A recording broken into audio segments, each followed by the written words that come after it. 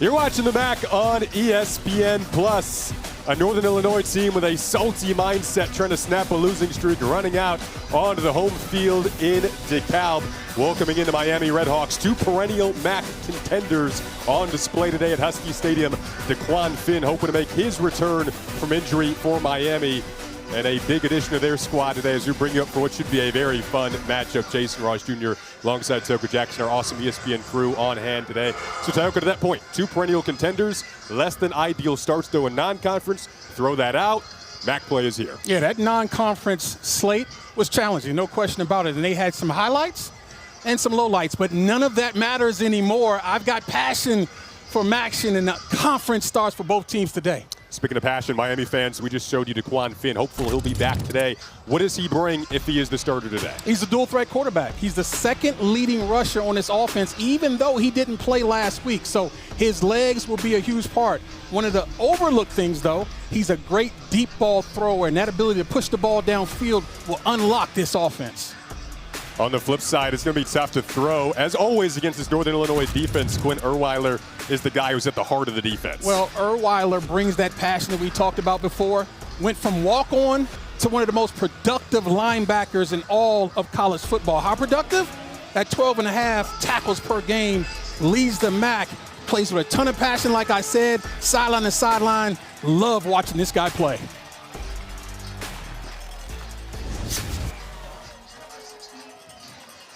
See head coach Chuck Martin there for Miami. 6th all-time in MAC victories. Knows a thing or two about winning in this league. 12th season at the helm. A lot of success over the course of recent years and throughout his entire tenure leading the Redhawks. Head coach Thomas Hammock and his group coming off a 6-3 gritty loss to San Diego State on this field a week ago, in which both teams scored in their opening drives. Then that final game-winning field goal didn't come until the final possession for San Diego State. They're hoping for a few more touchdowns today. Keith Reynolds back to return for Miami. Kellen McLaughlin set to get us underway. We are ready to rock and roll here in DeKalb.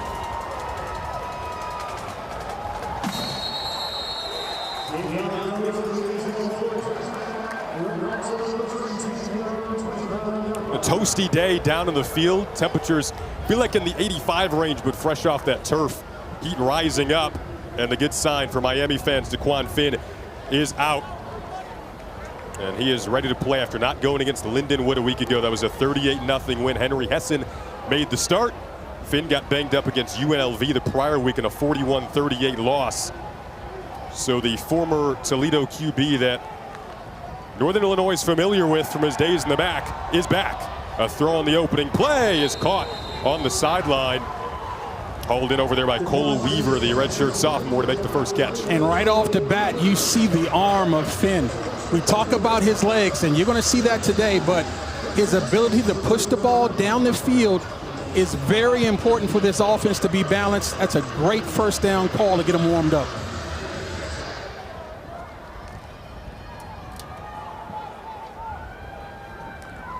Right away, 6th-year senior uses his arms. This time he'll hand it off. Kenny Tracy lunging ahead into the teeth of this Northern Illinois defense that's been really stout so far throughout the course of the year. As always, if you're Miami, though, how early are you thinking about pushing the ball down the field potentially? I think you got to, especially after watching that tape last week. This effort from Northern Illinois defensively was tremendous. So you got to loosen these guys up. I think pushing the ball downfield is going to be important, but you got to be balanced, though. San Diego State never really took a shot against them. We know Finn has the capability to do that. He's got some vertical threats here, but great coverage downfield. He can use his legs, does for a first down. You saw that lack of pass rush from NIU. That's the one thing defensively that they do struggle. They've only had 5 sacks all year. So look at the protection. It's unbelievable. Now, they coupled it with great coverage, so that's not a problem. But once he gets outside, it becomes the DeQuan Finn experience, and that is no good for any defense. Got to keep him in the pocket, Jason.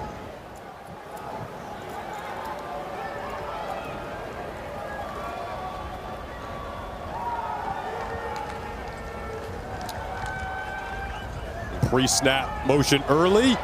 Keeper for Finn. Patiently uses his legs to get a good chunk, kind of get in that second and medium range. We did find out that their number 2 back, Josh Ringer, unfortunately went down in warm-ups.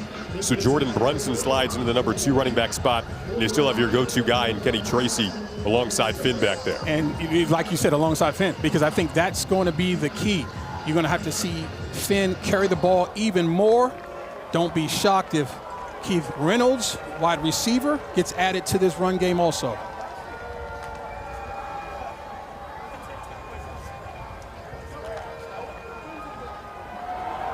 Oh, nice cut there made by Kenny Tracy.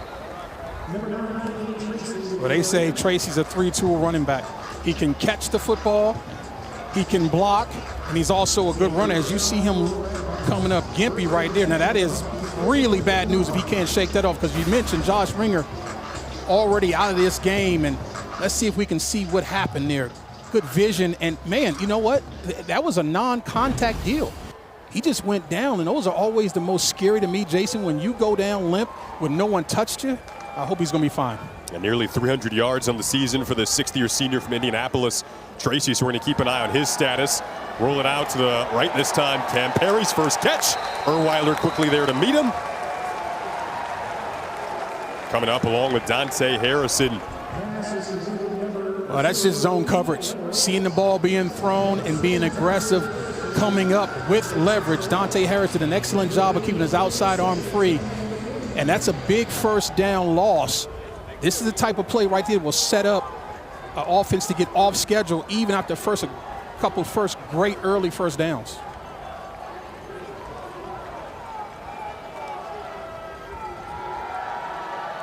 We'll flip it out this time, and Keith Reynolds working his way up. Second straight catch. Gets up near the yard to gain before he's tripped up. So good movement for this Miami offense early. Good balance on display with Daquan Finn back at QB. This crowd gets to get involved for the first time on 3rd down. I'm wondering now, do you come after Finn early? You have a lack of pass rush. I just don't think you can sit back, allow this quarterback to sit back and carve you up. You need to bring some pressure. And if you can't get it done with 4, you better add guys to the rush. And it looks like they might do that here.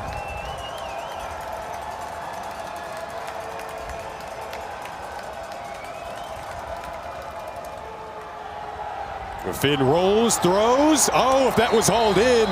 It's good balance on the sideline, but looks like they're calling it out of bounds. Wanted Cam Perry. Good coverage from Finley. As you said, that's great coverage from Finley, because a lot of times being in the right position forces perfection.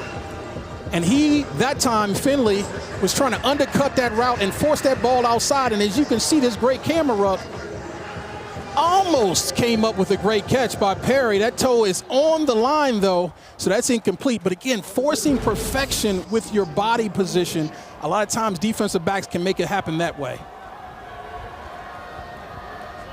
So first punts of the day. Northern Illinois tries to come after it. Here's Stainton.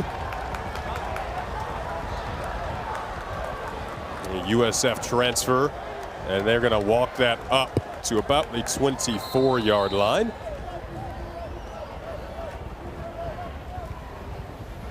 The first possession in the books. Northern Illinois offense comes out next, trying to back up the defense.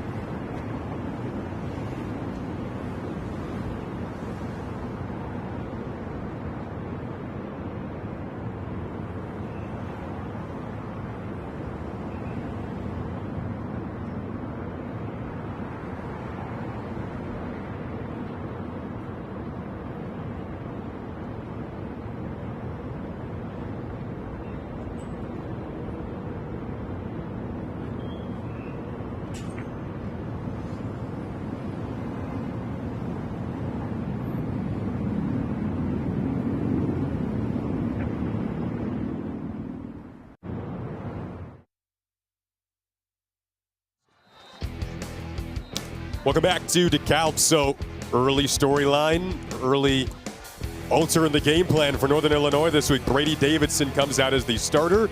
We were told he took most of the first team reps this week. Josh Holstead started the first 4 games this season.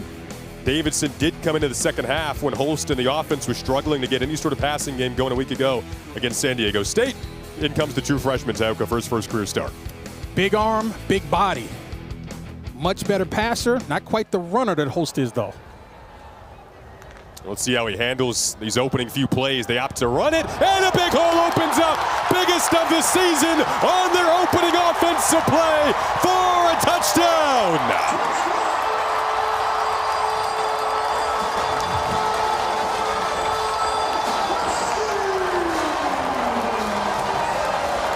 No touchdowns last week whatsoever. And within seconds of having the ball, you get the biggest run of the year. That's how you open up a game at home.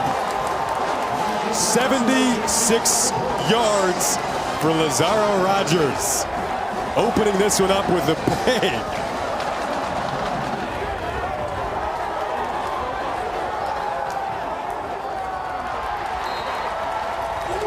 Extra point for Andrew Glass, 7-0. Lightning quick start for a Husky team that didn't get close to the end zone all of last week. Today, doesn't take long. Timeout for media.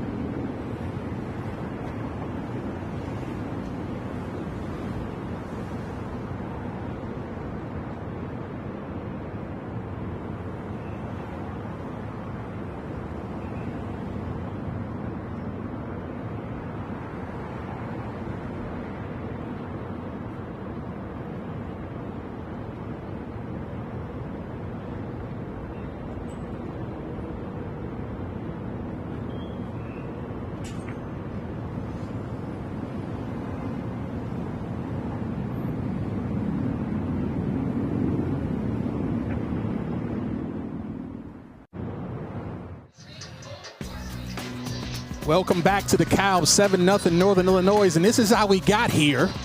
This is a simple outside zone play.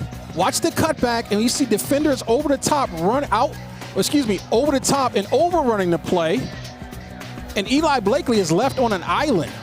So the linebackers overrun it, it cuts back, and Blakely can't get there and make the play, and Lazaro Rogers shows us some speed. Jason, we knew that it was going to be a surprise start at quarterback, but Rogers was the surprise start at running back, and I didn't know who you were, Lazaro. I do now, though, after 76 yards and a tutty. What a start it was.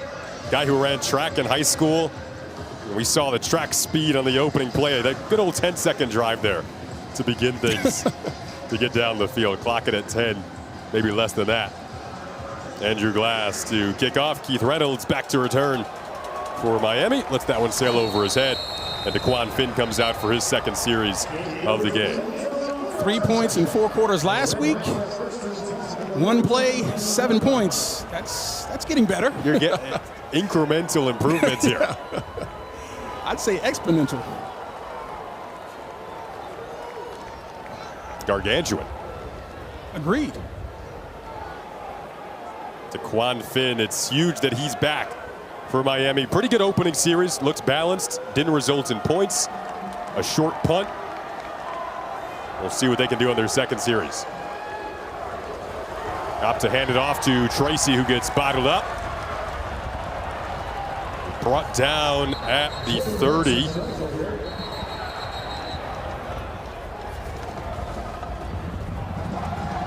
A lot of hats to the football. This Husky defense prides themselves on 11 hats getting there and their toughness, which is about that man on your screen. He has instilled the toughness that you need in the program, Thomas Hammock. It's that do it the hard way mentality. Last week was hard. That's the mindset they try to embody. They felt good about practice this week. There was a gain of 6 on that opening run. Now it's Finn rolling out. He floats it just away. Daquan Finn coming over from Baylor, where he spent last season. Was at Toledo prior to that. So Northern Illinois and Thomas Hammock familiar with his game. His second time he'll face third down so far in this opening quarter. And to your point, they have struggled in this phase of the game. 21% coming in. That is not very good. The good news is, though, they have a manageable yardage here. Let's see. I'm thinking I'm getting Quinn on the move again. Daquan, excuse me. He's got the pressure behind him and then gets brought down. And NIU defense that was all over the backfield a week ago gets there for the first time. Deshaun Dixon coming up. Well, Dixon and company heard me call them out a little bit with their pass rush. They had only 5 sacks coming in, but that's exactly what they need. And you saw, obviously, Dixon leading the charge, but that entire pocket collapsed pretty quickly. And that's just a straight bull rush by number 6, Deshaun Dixon, 6'2", 296 pounds from Washington, D.C. Another shaky punt. This one short. Does take a roll in favor of Miami, but great field position nonetheless on the horizon here. Brady Davidson didn't have to throw the ball on his opening series of his first start, but you'd have to imagine having a little run support with baseball playoffs going on. Shout out to our producer, Doug, big Brewers fan, his team up right now. You got to give some love to this offense and the confidence they're giving to Brady Davidson at the moment. Well, I promise you, you can play quarterback if you can turn the ball off and get big chunk yards, gashing the defense that way. I expect Davidson to continue to hand this football off. Now, they will use him. We saw him play last week. He's got a big arm. He can throw the football, but why not establish this run? And that's what the Huskies are doing right now, at least in one play.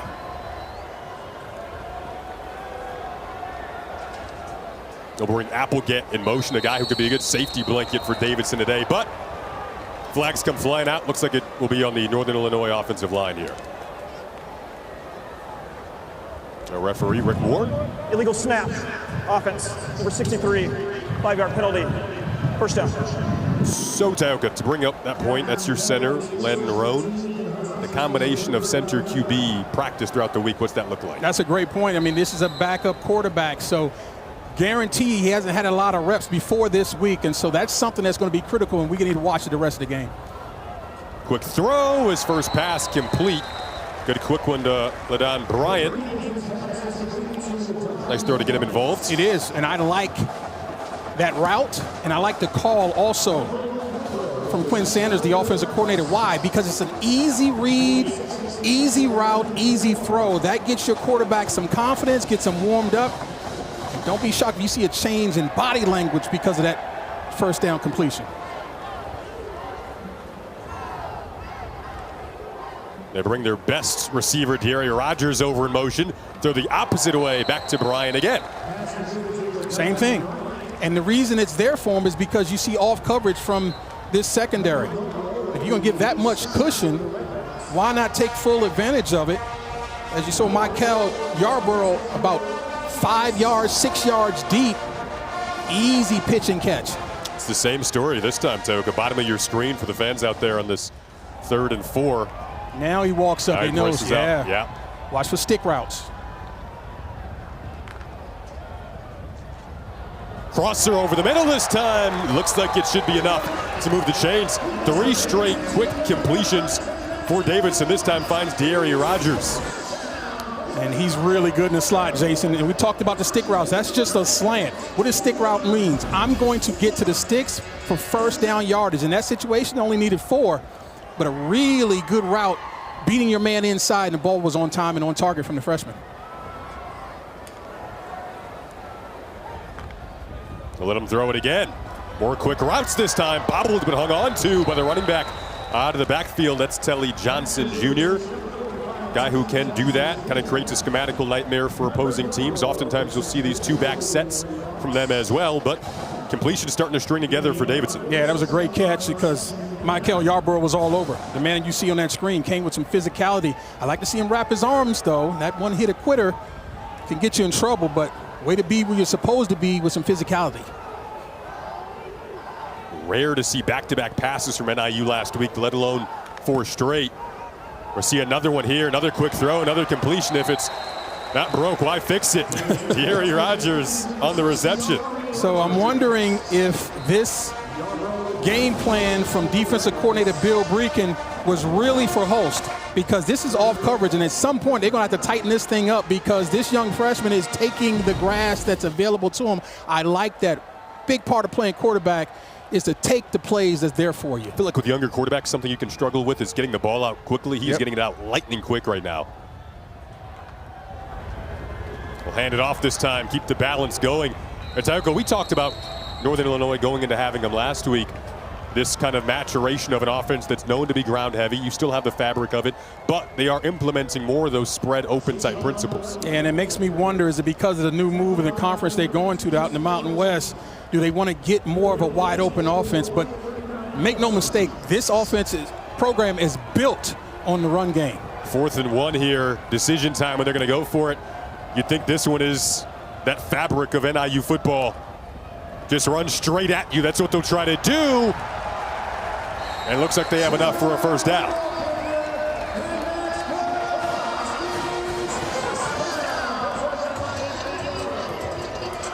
And that's Savon Wright, 5'8", but 212, folks. And he's like tackling a fire hydrant. If you've ever done that, you probably don't do it more than once because it hurts. And I'm just telling you right now, number 10 runs with some physicality.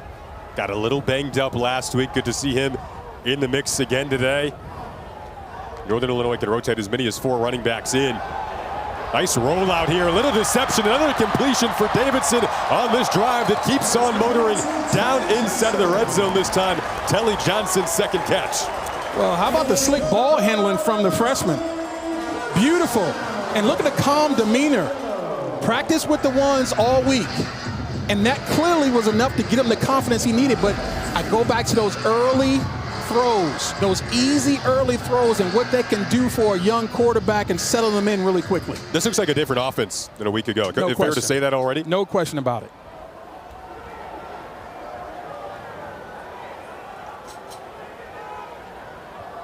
Up 7-0 and working with some confidence right now. Another dart of a throw down low this time and incomplete. It's a nice string, though, of 6 straight completions for Davidson, who's been on campus since the spring, making his first start today in place of Josh Holst. Now this is where, if you're the Huskies, you want to convert. The Miami defense has struggled in the red zone. 94% of all offensive possessions that ended up with scores. And if you're the Huskies, you got to go ahead and capitalize on that. Off coverage again up top and below.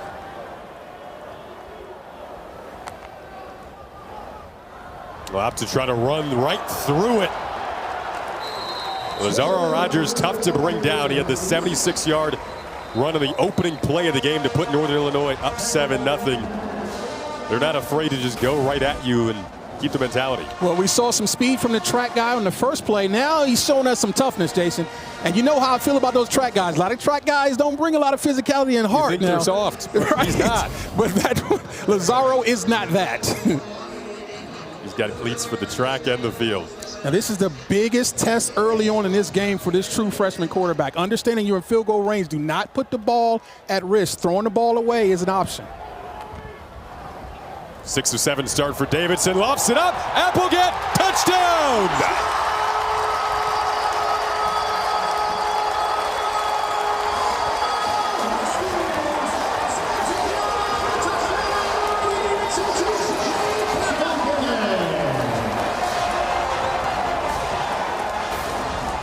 How about the design from offensive coordinator Quinn Sanders? The look off by the young freshman, takes the hit and throws the most beautiful catchable ball, and that's the easiest touchdown that Jake Applegate will get all year. They call Jake Applegate a safety blanket when you've got a guy making his first career start at quarterback. Good to have a safety blanket in the end zone. Brady Davidson's first career touchdown pass. It was the beauty of a design. Wide open for media. Don't miss the layup, young freshman, and he absolutely does not. 14.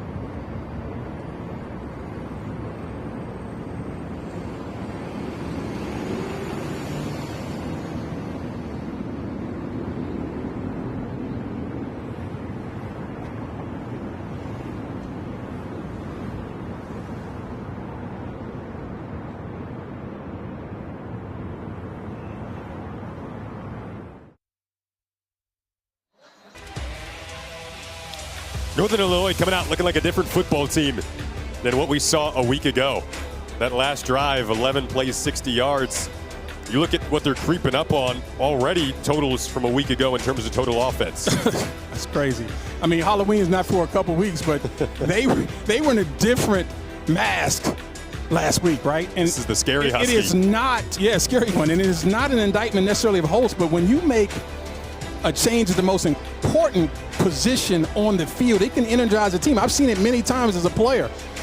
Just that change, bringing in a fresh face with new energy, really makes a difference. But let's not forget Quinn Sanders has been amazing with the play calling these first two drives.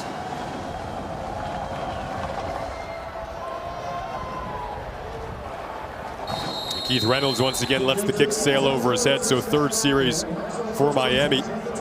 An offense that has been better over the last couple of weeks. Look back at this Northern Illinois offense, and this looks like a different team right now. Well, the poise of this young quarterback is really evident early, and that took some time to develop. So you got to give credit to the offensive line, and like you talked about, that's a tight end in Applegate that they've been thinking we need to get him more involved. 6'4", 242-pound junior transfer from Nebraska is a very talented player.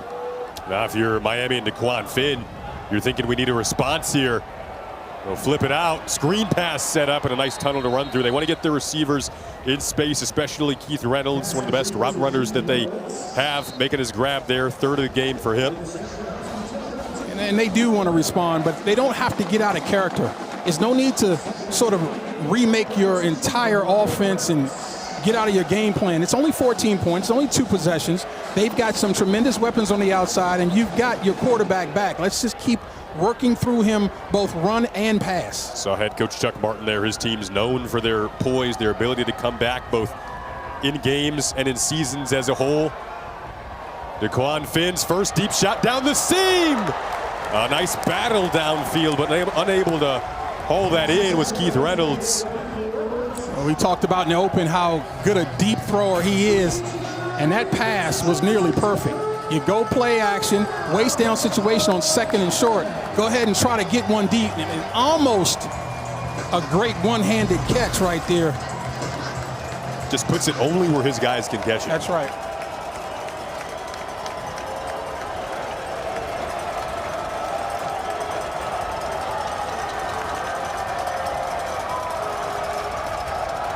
Third down, crowd trying to get involved. Finn will use his legs to prolong this drive, creeping up near the 43-yard line. You got to be really careful defensively. If you're Rob Harley, the defensive coordinator of Northern Illinois, you got to understand playing man coverage, any form of it on third down is a problem with number 1 in the game. See Chuck Martin talk about not getting rattled since beginning 4-14, 49 victories since then. 2023 and 2024 were a couple of the best conference seasons in program history. 7-1 in conference play a year ago after starting that season 1-4. They finished at 8-1. Trying to do the same this year. Another deep shot, wide open this time. Coming back to the football, chance to reach the end zone for the pylon. Just out prior to about the 3-yard line is Cam Perry on the biggest play of the game so far for Miami. They'll take those deep shots because their QB is so accurate with them. And I am not shocked that Cam Perry gets behind the defense. He does it with regularity. I am shocked that the ball is slightly overthrown. DeQuan Finn rarely misses that badly. That should be a touchdown. Great effort by Perry to try to get it in at the end, though. I mean, look at this ball. If he puts that thing out there, that's 6 easily.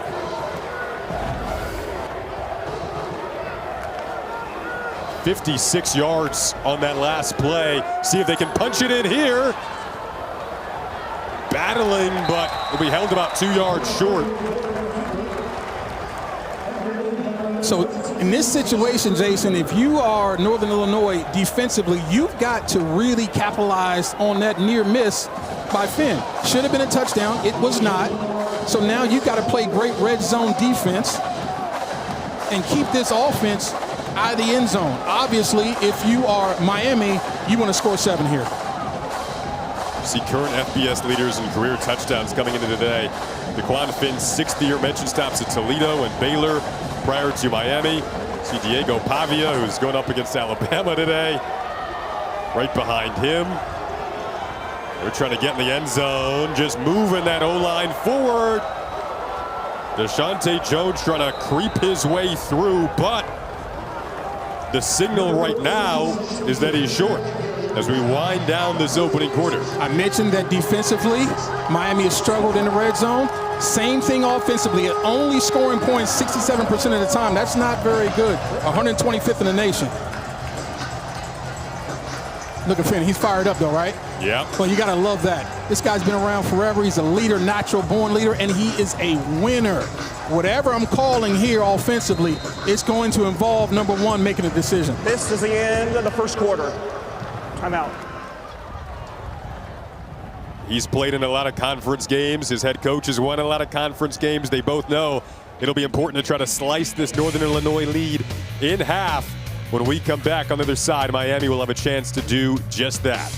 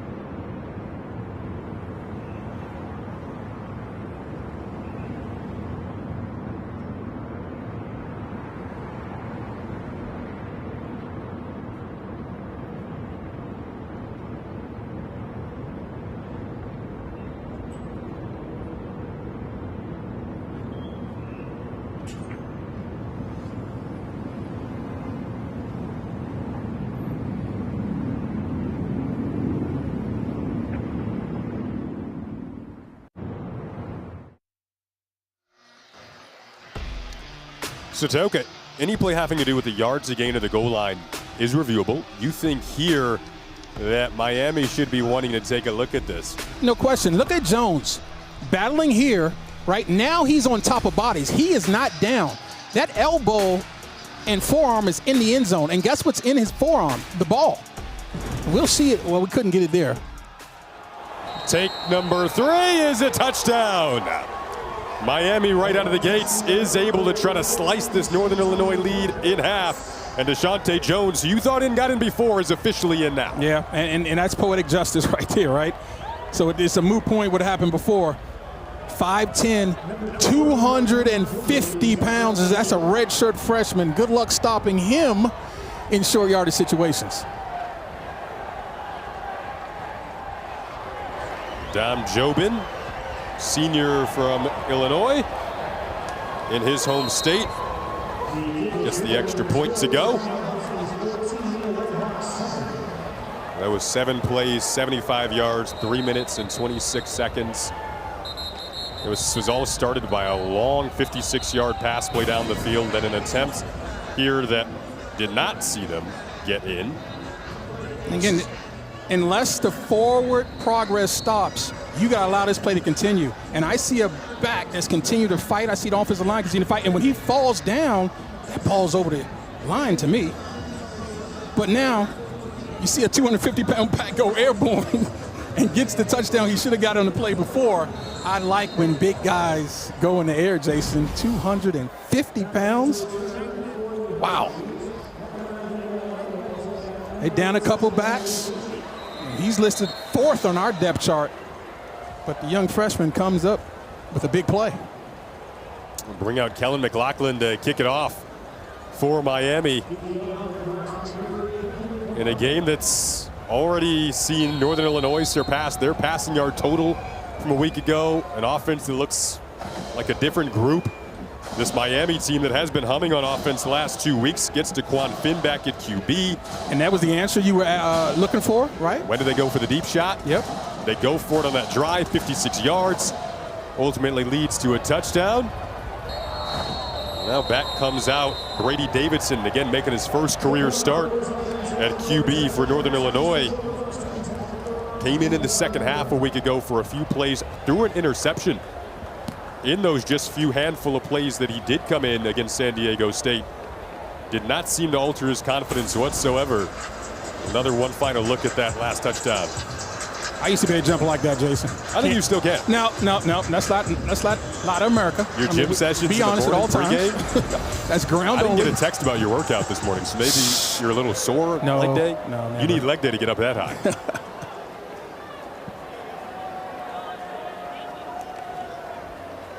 Handoff on the opening play of this series for Northern Illinois. They're really showing the defense early a picture that was somewhat predictable last week. It's not predictable today. And what made it predictable was their inefficiency on first down. And right there, just getting 2 yards, you're now starting to slide back into this. This is a big down in this series now. On 2nd and 8, you got to pick up 4 or more to keep this third down manageable for this young freshman.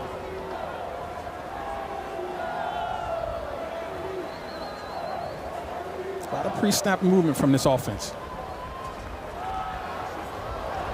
Handoff this time to Lazaro Rogers, who again is upping his reps this week in practice and already in the game. Had the opening handoff taken for 76 big yards and a touchdown. Now he'll sub out. They constantly have fresh legs at that position, 3rd and short. You think they're going to try to grind this one out again? No question about it. This is their identity. But that was the important down, and they converted on that. Now you keep the sticks manageable for the freshman quarterback, and the entire playbook is available. A good cut back. They're all so tough to bring down. Speaking of leg day, these Northern Illinois running backs do not skip it, and you'll see it on the replay of that run. Well, you took the words right out of my mouth. Watch right, see it in the back door, and have the ability to get back to it, dragging people with them. That was an inside zone supposed to go to the offensive left, but the back has the ability to cut it where he sees daylight, and that's one of Shavon Wright's specialties. You think we could handle an NIU running back leg day together? No, I doubt it. Not pregame, maybe postgame, or maybe like 3 days after the game. Especially with you see Wright's thighs? Come on. Direct snap, it's a wildcat look. Get up to the 41-yard line. Pulling out all the stops, Jason. And bringing in Jalen Macon. I like this, though. Very different look. I mean, you just couldn't have predicted really any of this if you were to watch film from a week ago. This is the advancement of this offense. When you start to self-scout the first 4 weeks of the season, what have we been doing and what can we do off of it? Changing up the picture immensely today. Miami defense ready that time up the middle. I can promise you, defensive coordinator Bill Breakin is adjusting to all of these new pictures. He didn't see any of this on film. I know that because we didn't see it on film. Now they bring Grady Davidson back in.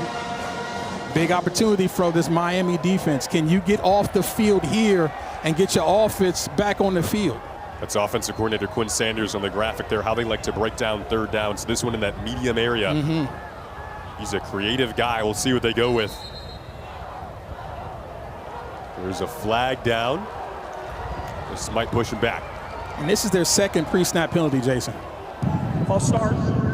Offense, number 64. 5-yard penalty. Third down. That's Aiden Tweedy, the transfer from Wayne State. But these are drive killers. You can't afford it. You're at home. There's no reason to ever be false starting when you're at home. The crowd is quiet. They're very knowledgeable here. Inexcusable. Now, this is where I wanted to, do you protect the young quarterback and run the football? I think you do here. So now a new area to break down. You get in that third and long range. They really struggled in this category throughout the season, 3rd and 7+. Miami brings the hit. Good protection, though. Wanted Gary Givens. That'll be the first punt of the day, now brought up for Northern Illinois. A lot of contact at the top of that route. A lot of hand fighting going on. I'm not sure you'll be able to see it here. But the ball sails anyway, not catchable. So that's a good no call for the officials. Michael Yarborough has been matched up against these receivers multiple times. Deary Rogers specifically. They've gone after a few punts throughout the course of this season. This is a returnable one out to the 25. That is where the offense for the Redhawks will start after the Lionel Billups-Williams return. The Redhawks offense up when we come back.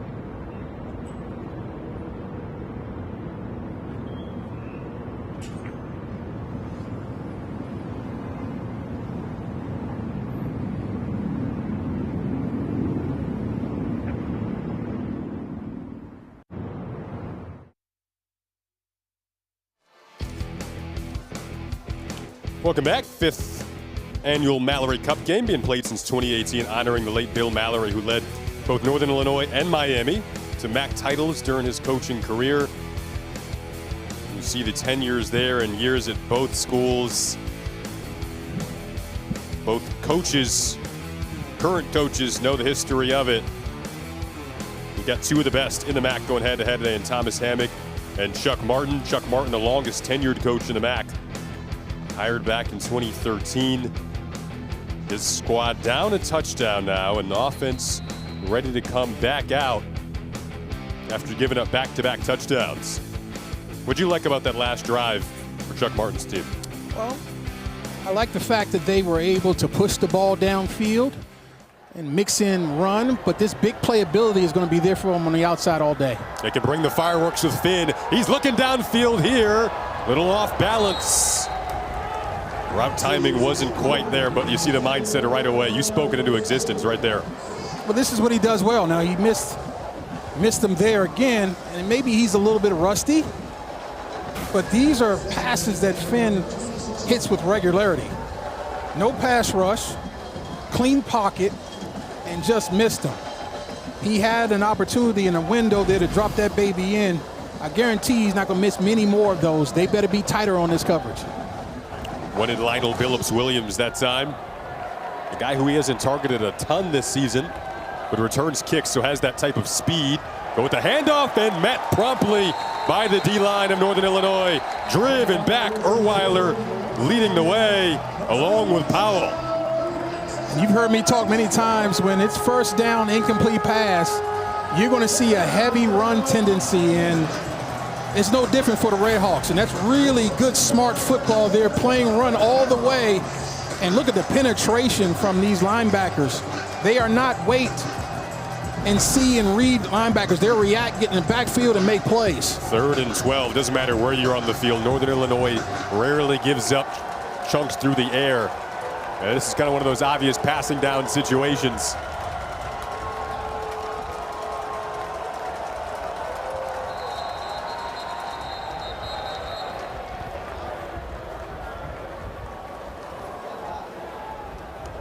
Before the play clock expire, timeout, Miami. The first of the half. Chuck Martin squeezes in the timeout. Timeout. Right before media. the play clock expires, a big 3rd and 12 on the other side.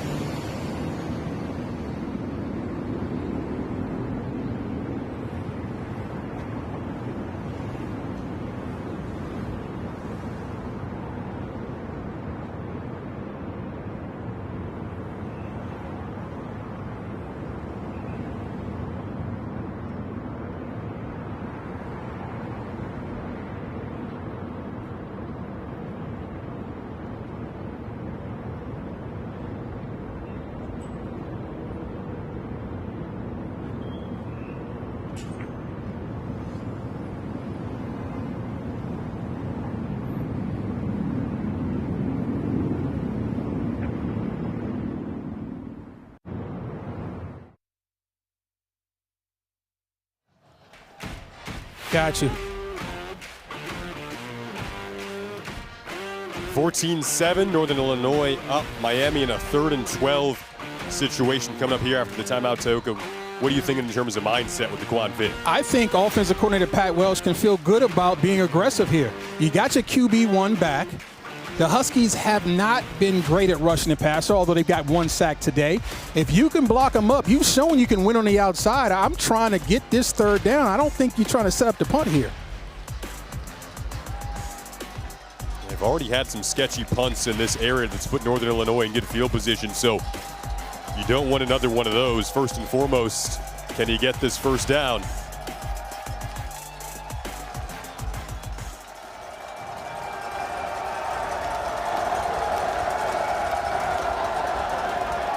Good pocket, crossing route, caught by Cole Weaver. They do get enough for a 1st down and more. Up to the 46-yard line, Miami goes. Great play selection there. And look, we know how good the Huskies are on pass defense. They've been great over the last 30-so games. But again, this guy is back. So if you got your #1 quarterback back, you ride that arm of the #1 quarterback. Just got to block him up. Great protection, great route. Ball where it needs to be, 1st down. Gain of 22 yards. Go back to the ground here. Get a good 1st down chunk. Got an aggressive running style from Jordan Brunson. He's their big body back. Kenny Tracy went down early, but the physicality of Brunson on display there. We talked about it in the open. The ability to throw the football down the field unlocks this offense. Why? Because they want to run it. They are physical just like the Huskies. But if you have to be careful against that pass defensively, you can't line up 8 in the box all day. Smart. Miami getting close to that 1st down marker. Looks like they're giving them enough here to move the chains. They will. And why did I say smart? There's a 6-man box. You're spreading out this defense. If they're going to spread out with you and only have 6 defenders in the box, what do I mean by that? 4 defensive linemen, 2 linebackers. You've got the numbers. There's the 6. 1, 2, 3, 4 across the front. And then 2 linebackers. You've got the numbers to run at it. So that's just smart football by design. Six-man box again is really 5.5. Finn, another deep shot. This one out of the reach of the intended target, Cam Perry. So man coverage on the outside. The Huskies decide to add a rusher, and that's just good defense, good coverage on the outside. I believe that was Devion Reynolds, if I'm not mistaken, but just really good coverage on Perry on the outside. Here comes the blitz as you see the line stunting. Great job of getting the ball off by Finn, but the coverage is where it needs to be. 38 points for this Miami offense last week, 38 points the prior week in a shootout loss against UNLV. That was the last game that DeQuan Finn played in. He is back this week using his legs. There was a flag thrown in that holding area. We'll see if that's going to be the call. There's kind of some guilty looks around the vicinity of the flag as well. Yeah, there's no question. I think that was Jay-Sean Thomas that did an up and under move. Offense, number 78, 10-yard penalty. 2nd down. Like Drew Terrell tried to release the hands as soon as possible. Then the guy there was some eye contact for a sec. Then the flag came. It was like, no, I got you. And listen, if you're not holding, there's no reason to ever hold those arms back, right? Look at the right side of your screen. Number 16, Thomas comes underneath with a nice inside move, and there's the takedown. Can freeze frame the eye contact of the official. Like, don't do it, don't do it, don't do it. And there's the slow motion flag coming out right there. So it's tough on the offensive line because you don't mention them a lot, except for when they screw it up, which is sad.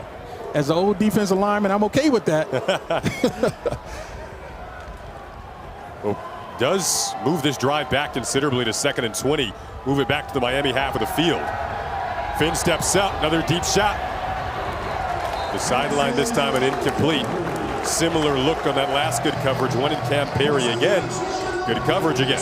Dante Harrison, great job, like you said, on the outside. Man coverage, no help on the outside. You're by yourself against an offense who isn't afraid to throw it deep.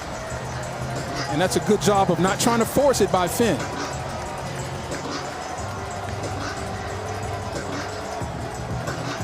Look out for this three-man rush, Jason. They're just going to go three, going to play 8 in coverage.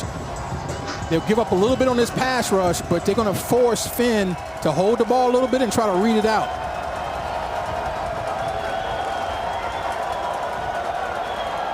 Finn's just going to keep it. Try to get everything with his legs. Got a good chunk of it back. I think you're in 4-down territory now. Somewhat of a decision, yep. Yeah. But he's dynamic, isn't he? He is. And that's the one aspect of the game. That's 3rd and long. They run a quarterback draw on 3rd and long, but that's the trust that you have in Finn. You know he's not going to put the ball at risk. He doesn't have a history of fumbling, and he is dynamic. This spot of the field with wind, too.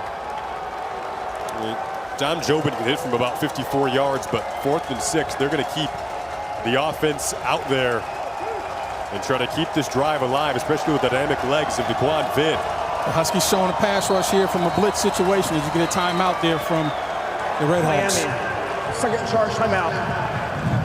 Media timeout.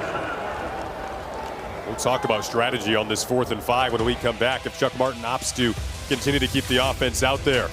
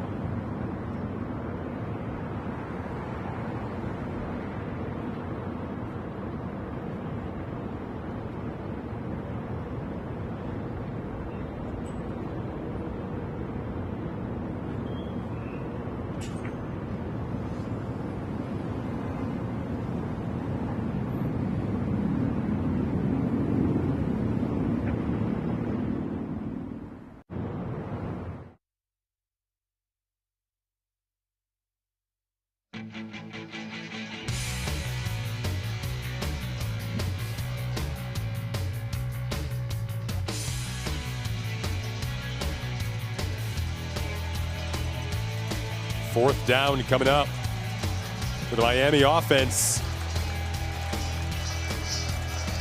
They are keeping him out there. Initially, the Huskies looked like they were going to blitz. Now they're walking up to it. I think you got to get some heat on Finn.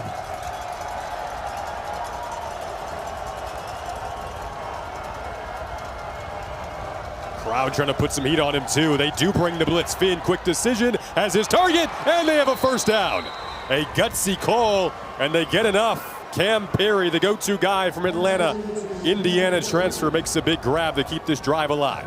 I think DeQuan Finn adjusted this play, Jason. After that clap, he moved some people around and got into a sprint out situation. See him bringing guys in. He understands exactly what's coming. Here's a little half roll, getting away from the rush, sets his feet and throws a dart. The poise has been ridiculously fun to watch. Digs him out of that 3rd and 20 after the holding call with his legs.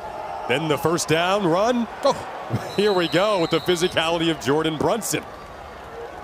You said it. it opens up this offense as there is a Timeout. lineman down We're behind the play. on offense. Not good. Relatively young offensive line that they're running in front of, and a freshman center in Chris Manu. See who's down here. Looks like Austin UK. Stanford transfer, 6'3", 315-pound, fifth-year senior, has played a lot of football. He's their right guard. The offensive line has looked really good in front of Finn. They have, and I think a lot of it is how the play calling has gone. Take a look at the right side. Gets inside.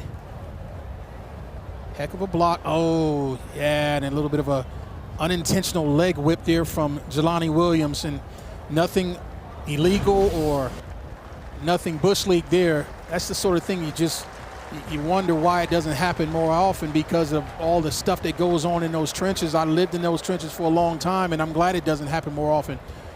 And I hope that he can be back in this game as he's going off under his own strength. Yeah, it's good to see. Was initially going to get some help from the trainers, but able to walk off under his own weight. You see how he pulled that arm away and said, no, I'm going to do it myself. And that sends a message to himself and to his teammates that I'm not going to lay on the ground long for anybody. I'm committed.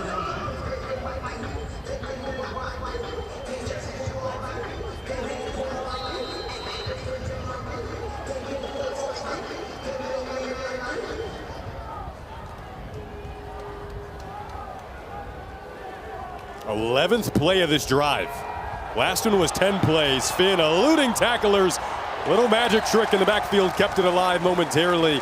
Then ultimately brought down by Quinn Erweiler, the leader in tacklers on this Northern Illinois defense. So the chess match continues now for these two coordinators. Rob Harley begins to now bring extra guys. And if you get back there, you had better make the play, because he will take it to the house, DeQuan Finn, if you don't make the play. And it took second and third guys to make it happen. Great job of getting him on the ground. He's their hardest hitter. 3rd and 7. Finn steps up and gets dragged down. So now you wonder if they bring out the field goal unit, try to make it a 4-point game. What's been a long drive, 12 plays. This being down a couple backs really hurts your offense, because now DeQuan Finn is who you're leaning on to be your short yardage back and your big play running back, and eventually those hits add up, Jason. We went for it on 4th down last time they were faced with 4th down. This time they bring out Dom Jobin for a 41-yard attempt.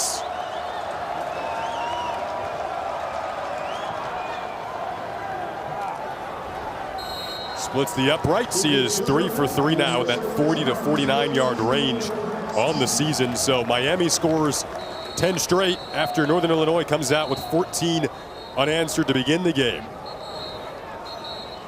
I like the resiliency that I'm seeing from the Red Hawks.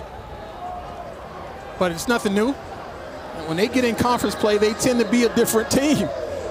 And I'm speaking year after year. Very comfortable in this situation. There's a couple guys on that sidelines of the white jerseys whose pulse is nice and low. One of them is DeQuan Finn, and the other one is the guy on your screen, Chuck Martin. They've been here before. They know how to play tight games. See him moving up the list of MAC conference wins, the winningest program overall in MAC history. When I brought this up to him, Jason, he wanted nothing to do with it. He said, I don't care about that right now. After I'm done, I might be caring about it, but I'm just trying to figure out how to beat the Huskies on the road. And he talked about having so many new players this year, day and age of the transfer portal, just trying to take it game by game. They're 1-3 right now. Lost by 3 against UNLV after having a lead in that game, 41-38. Offense started to click that week after struggling in those first 2 games against Big Ten opponents in Wisconsin and Rutgers. They felt even those were winnable games. We're down just 7 against Rutgers. Ultimately lost that one 45-17, but you get DeQuan Finn back this week.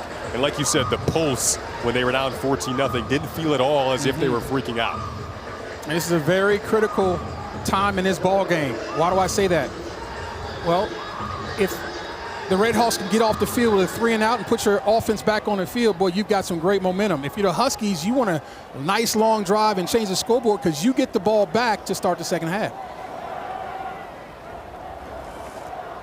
The patient running of this Northern Illinois running back crew. It doesn't matter who's out there. It looks like a similar style because of how they're able to fight their way through those holes. They're taught that in practice by their coach who knows the running back position well. That was Lazaro Rogers, who's again getting more reps this week. Again, I still like the toughness of Rogers running up inside, but look at the offensive line, getting on blocks and staying on blocks. It's one thing to get your initial block, but it's another thing to stay on it, sustain, and drive, and that's what you saw right there. Feels like it's been a minute since we've seen Brady Davidson, the freshman making his first career start today, slings it over the middle. Some good patience on display that time in front of a good pocket. 4th catch of the day for Telly Johnson. I continue to be impressed with the poise of young Brady Davidson. You see a lot of quarterbacks, young quarterbacks get happy feet when they're standing in that pocket. But again, eyes are staying downfield, looking for guys and not looking at the rush, and I'm impressed by that. The biggest question entering the day for Northern Illinois was the passing offense. They eclipsed their total passing yards from a week ago in the opening quarter today. 3rd and 2 coming up, though.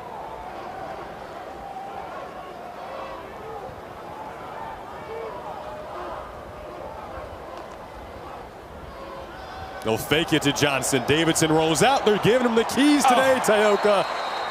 Trying to go for the balletic catch along the sideline. It was a good idea with LaDon Bryant. Just couldn't quite stay in bounds. Well, it looks like they had it opened up, and it looks like they had what they wanted. Well, we talked about Brady not missing the layup with the touchdown pass in the first quarter. This time he does miss the layup. Held onto that ball a little too long and then didn't give his receiver, LaDon Bryant, a chance and threw it out too wide. Had a little bit more time than I think he realized. He could have placed that ball in a little better than that. So now Lionel Billups-Williams back to return this punt. And he will try to return it from his own 15. Gets out to about the 24. And I wonder if there was a hair drag there, Tayoke. It looked like there was at the end. Billups-Williams a little shaken up. Well, listen, if you're going to wear those dreads that long, it looks good. It's legal. But there's a downside to it, Jason, right? The hair is in play. And as you see right there, yes, sir. All legal, all good, good tackle. Style until it becomes painful style. That's right. 50-yard punt. Pedro with the tackle, and again, his legal. And now the Miami offense going to come out here with 3:12 to operate with. So with Northern Illinois, you kind of associate them with grinding out drives. Miami, their last couple of scoring drives have been grinded out. 10-plus plays both times. 3:12 to work with. Finn showcasing the fleet footwork. Gets out of bounds just shy of the 25. Honestly, I think that's pretty good defense to hold them to that low a gain. Here comes the rush, adding defenders again. Now right here, this is usually a huge play, but not when Quinn Erweiler is around. He escorts Finn off the field. No shock there. Erweiler, like I said before, is a sideline-to-sideline linebacker, excuse me. They do call themselves running backs without the ball. That's right. What they like to call themselves, that linebacker group. Thanks for saying that. Little improv act there. Oh. Big hit. Speaking of this defense for Northern Illinois, the pads are typically popping when they're out there. That time Dante Harrison, who's been good all game, makes the tackle. When you run that type of reverse, you're trusting that the eye discipline will get the defenders lost, and Harrison's all over it. And again, I like the physicality when that ball comes out. That's actually a pass. As you see the ball coming around with Reynolds. And that is beautiful. Just run your feet. That's the only thing I'd add to that, Dante. If you run your feet, that's an A+ play. Brings up 3rd and 6.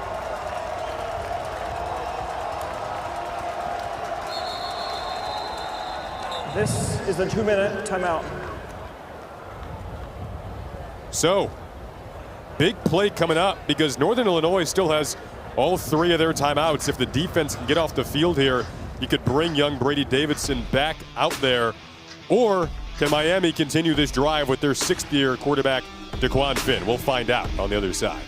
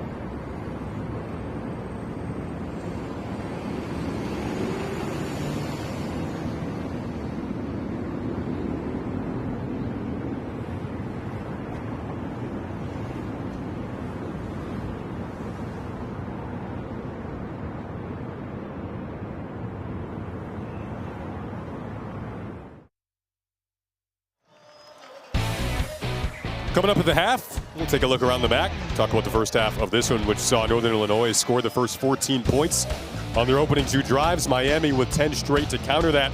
Big play right here. Clock stopped because of the 2-minute timeout.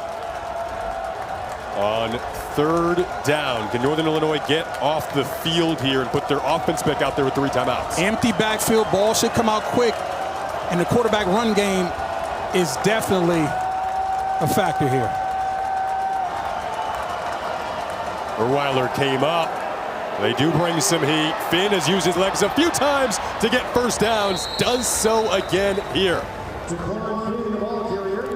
So they did shift out of that empty backfield. That's why the ball didn't come out quickly.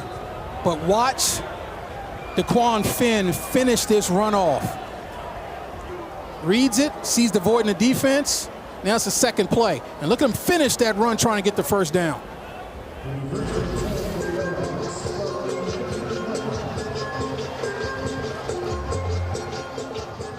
So disheartening for a defense, Jason. Thought they might have been off the field. Now you got 4 more downs. 3 minimum. Miami with the 1 timeout.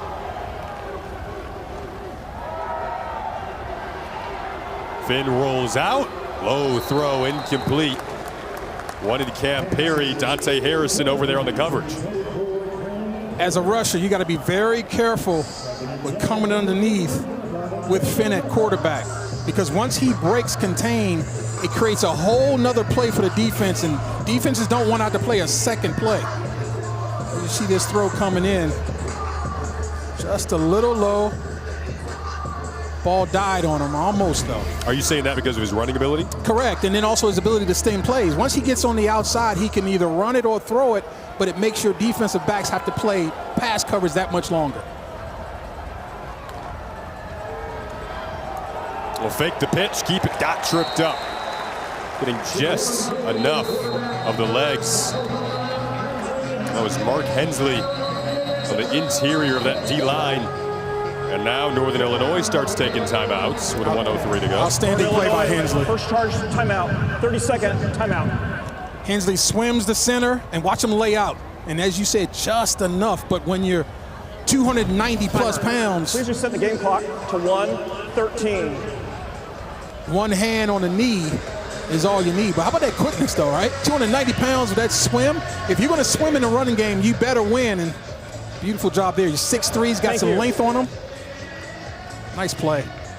Looks like you and this replay, your post-workout swims that you do in your pool in Tampa. Watch the middle of your screen. Beautiful job of swimming right there. Now you got to go make the play. You made the move, now go make the play.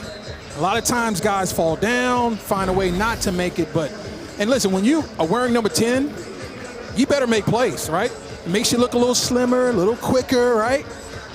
Most guys who play in that defensive line with short or small numbers like 10 and 9 and 8, whatever, they're usually playmakers. You can't wear a number that low and not make plays. It's not the biggest defensive line in the world. They are pretty significantly undersized against San Diego State's O-line last week, but the quickness is always on display when you turn on the film for the Huskies. 3rd and 9 coming up here for Miami. Huskies again, walking up, mugging the center, showing pressure. Will they back out? Empty backfield for Finn. They couldn't get it done this time. Well, when your pressure doesn't get there quickly, that gets a little scary. But it got there late, and it forced the high throw because Cam Perry won on a route, and that's why he's so upset. He won on the route at the sticks. It would have been a first down with an accurate throw. The problem was the late pressure forced a bad throw. Jari Rogers back to return. Dynamic guy. Already 3 different bad punts today. This one does take a roll down to the 20. But special teams been shaky. Pierce Staten, again, couldn't quite get the punt off that he wanted that time. Leaves 1:01 on the clock for Northern Illinois and 2 timeouts. And what's interesting is overall the special teams of the Redhawks have been amazing all year. Right. They pride themselves on STs is what their head coach has 2 timeouts left. Calls them. The scoreboard. Chuck Martin. They pride themselves in their special teams phase. And these errant punts are hitting yardage, Miami giving up has 1 timeout left. Please correct the scoreboard. to the offense. Now, what I'm curious to see here, if Quinn Sanders is going to allow this freshman to try to be aggressive and Thank you. move the ball downfield with just over a minute to go.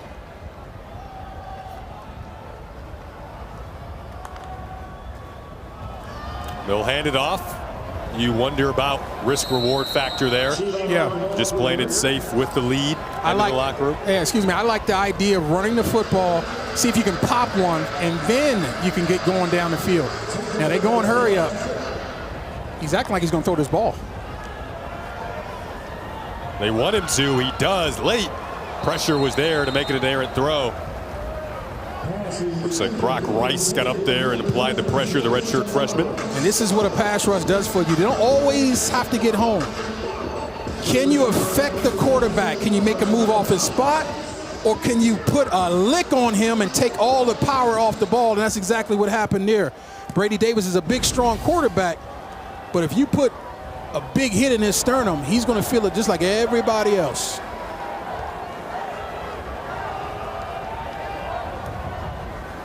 I'm running this football, Jason. They'll follow your lead. Yeah, quick timeout here. Smart by Miami.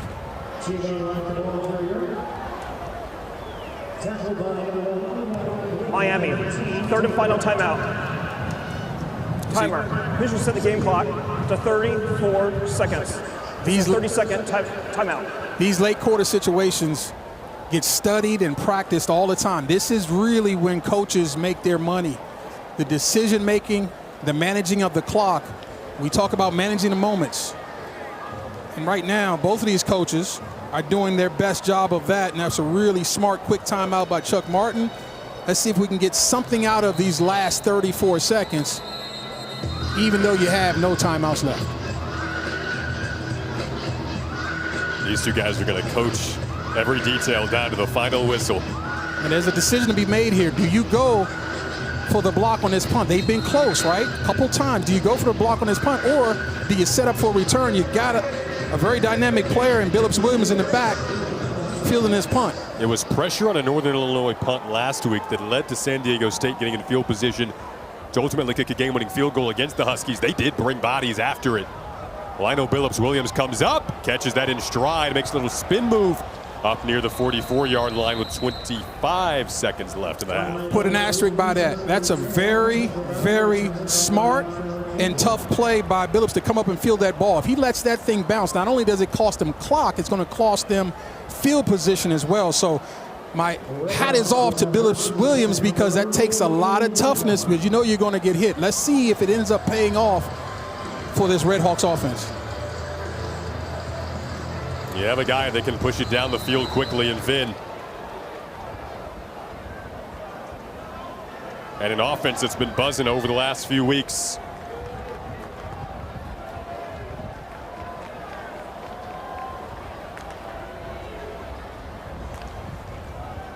He's got 4 targets here to potentially throw to. Goes over the middle. It is Weaver's 3rd catch of the day. Gets him down inside the 40. Maybe if anything now you're thinking of field goal potential. That's right. Clock stops on the 1st down. The question is, do you go ahead and run another play, or do you clock the ball smartly? They get up to the line of scrimmage and run another play. Quick throw. Whoa, in and out. That's one they want to have back. Dion Colsey couldn't hang on. That would have definitely had you in field goal range. I know exactly what happened there. Colsey's thinking, I got to get out of bounds, got to get out of bounds, got to get out of bounds. Well, the first thing he's got to do is catch the football. See, he's thinking to get out of bounds. See, you got to catch it first and then get out of bounds. There's an order that it takes to be successful. Do the first thing first, second thing second. He was so close to being out of bounds, too. Just one step too far ahead, and now less time to try to get to where they had it. Same story this time, and Colsey, it's over on the sideline. Keith Reynolds able to hang on and gets out of bounds with 7 seconds left. Sets up a long field goal attempt here. So they're trying to pay off that effort by Lionel Billups Williams to coming up and fielding that football with no protection.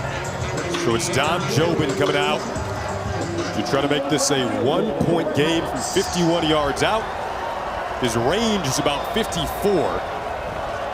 Chuck Martin says we don't care what hash we're on.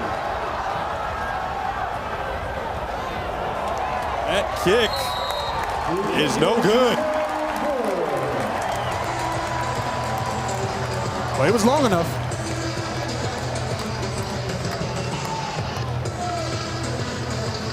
So, a drive that didn't have a lot of time to work with. There's about 26 seconds left on the clock.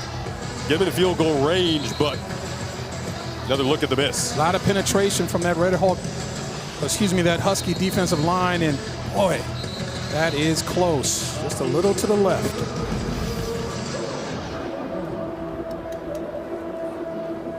That was his first attempt of the season from 50-plus yards.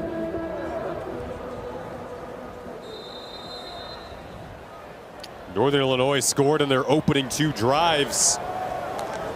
Got some help by a 76-yard run in the opening play.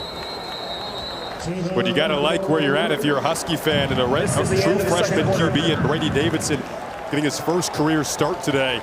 Up 4 in their MAC opener. 2 teams that are perennial contenders in this league, battling it out in a close game just like we anticipated. Well, DeQuan Finn has been as advertised for the Miami Redhawks, and I expect him to continue to play well in the second half. And then the surprise start by the freshman Brady Davidson, and he has really impressed me with his poise, avoiding any turnovers. Really good job, and this offense from Northern Illinois Huskies have been absolutely efficient. 3 of the last 4 meetings between these teams have been decided by 1 score. Got a 4-point game at the half. Timer. Please start the clock.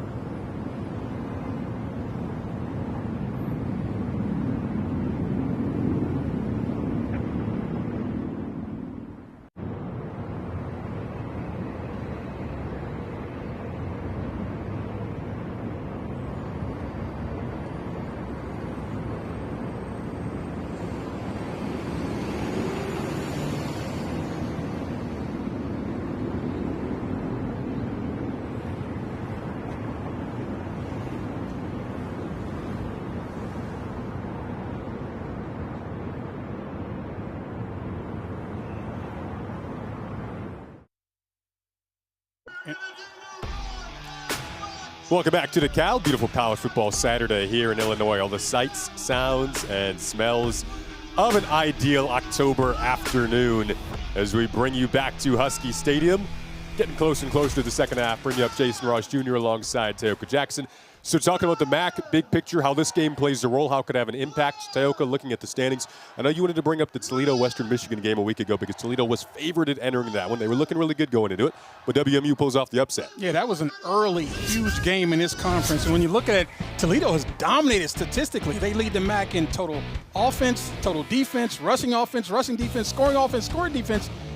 Yet they lose a Week 4 contest at Western Michigan. So the question is, how good are the Broncos? They must be extremely good. I'm looking forward to seeing them.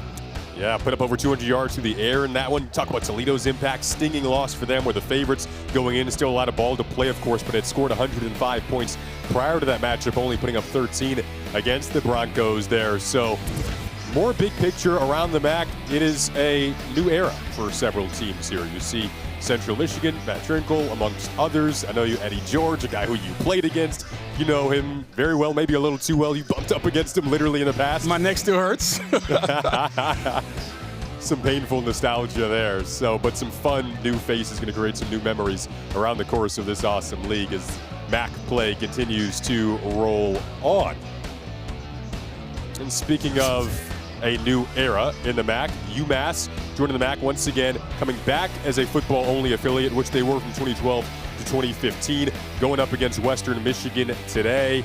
We're up the last time we checked, so we'll keep an eye on that as UMass searches for their first win of the season, 0-4 entering today, but stepping into a new positive era for the Minutemen. Now we will step aside here in DeKalb and bring you back up to Husky Stadium shortly, right here on ESPN+.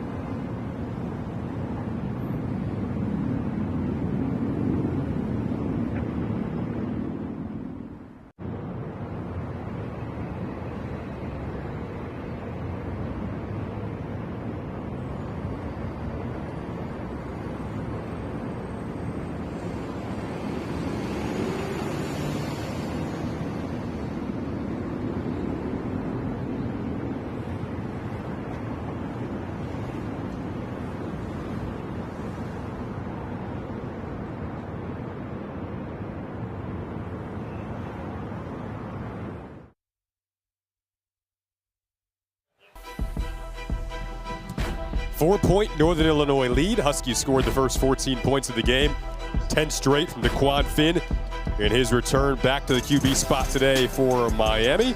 A close conference battle between two teams that know each other very well and know close games against each other very well. 3 of the last 4 decided by 1 score or less around the MAC.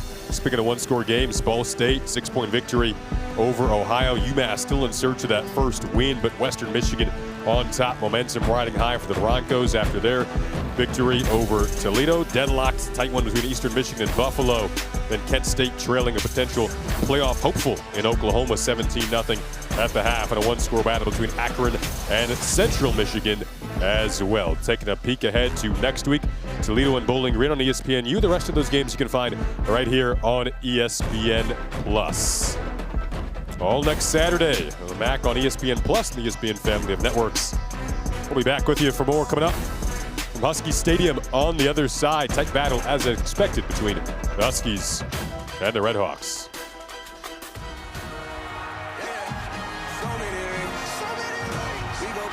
Unlock more sports for one unbeatable price. Get unrivaled coverage all year long. Introducing the new ESPN Fox One bundle.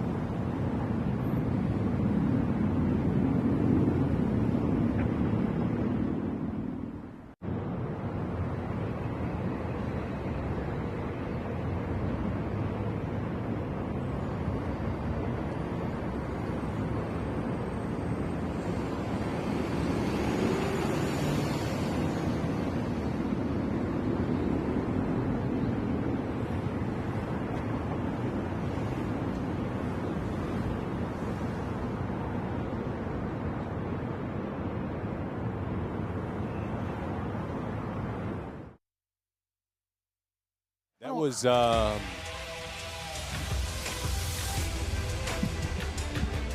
14-10, Northern Illinois leads it at the half. Jason Ross Jr., Tioka Jackson with you. Tioka, this game started off with an absolute bang. You had a freshman in Brady Davidson making his first career start. He hands it off to a freshman in Lazaro Rogers. This is just his second carry of his career and first touchdown of his career. And that first carry had 6 yards. In his second carry, he goes for 76. So that's how you make a starting debut at home. Big play for the young freshman. Put a 7 in front of it, put 7 on the board right away, then flip it up. First career touchdown pass for Brady Davidson. Well, it was a game of runs, and early on, the Huskies looked like they were unstoppable. 14 unanswered points, but now here comes the Red Hawks. It was grinded out time, back-to-back 10-plus play drives. This one, Dom Jobin was able to connect on. Didn't hit his second attempt to try to make it a 1-point game. But it's a 1-score game, as these teams are used to when it comes to clashing together in MAC play. And what I liked was the response from Miami. They scored 10 unanswered after the Huskies scored 14 unanswered. So this is going to be a tight ball game all the way through. Get your refreshments after we go to break, because you're not going to want to miss a moment of this action in the second half. Do we get refreshments too? No, we got to tough it out. You're a tough guy. I think I can hang with it in the second half. All right. I did slip a couple cookies in here, though. I noticed that. I see him right there. So where are the refreshments? He has some. I know. 14-10 at the half. Northern Illinois up. And we'll be back for the second half when we return.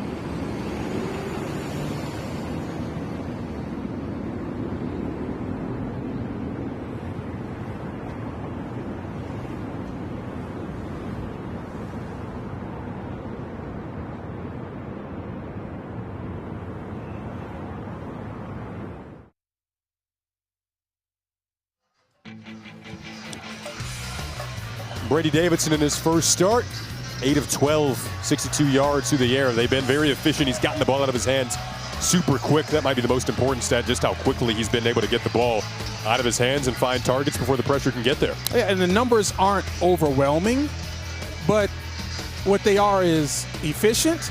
And you and I talked about the way this offense looks. They've looked like a completely different outfit this week. And I think it's just because the new energy at the quarterback position.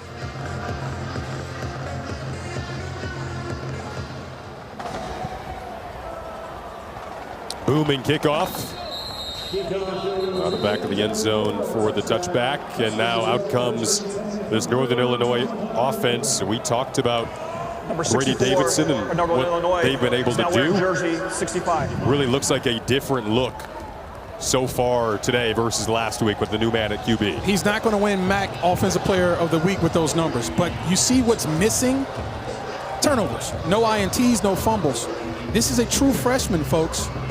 He's not making the terrible mistakes that gets his offense off schedule, and that's why they're up 14-10.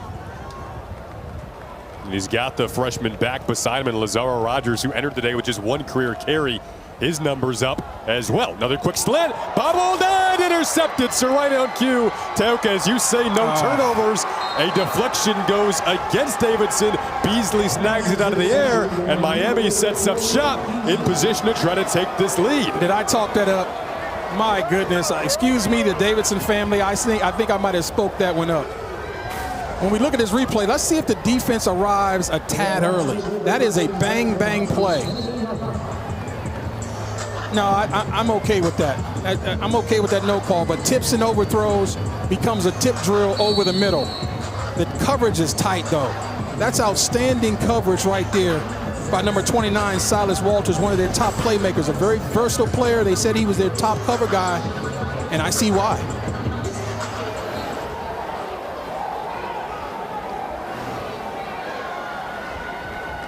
So Miami in the best field position they've had all day, but flags come out pre-snap. Substitution, offense. 12 players on the field. 5-yard penalty. First down. They've been able to overcome penalties today, but Chuck Martin really not happy with that one. Well, that's how you address a problem. You don't attack people, you attack problems. And right there, your head coach is attacking a problem. Daquan Finn's numbers today in his return back. Didn't play against Lindenwood last week. Warmed up. Got injured against UNLV. That was a shootout loss, 41-38. Miami 1-3. Started last year 1-3, then finished the season 8-1. Can they do that again this year? Finn goes to the air, a little too tall. Wanted Cam Perry that time. He's been bottled up by Harrison today. Been a fun matchup between Perry and Harrison. It has, and it's been a lot of man coverage. We're seeing this Northern Illinois defense bring pressure, and that is good on one side because it takes away all the scramble lanes from quarterback Daquan Finn, but it also leaves these very dangerous receivers in one-on-one matchups.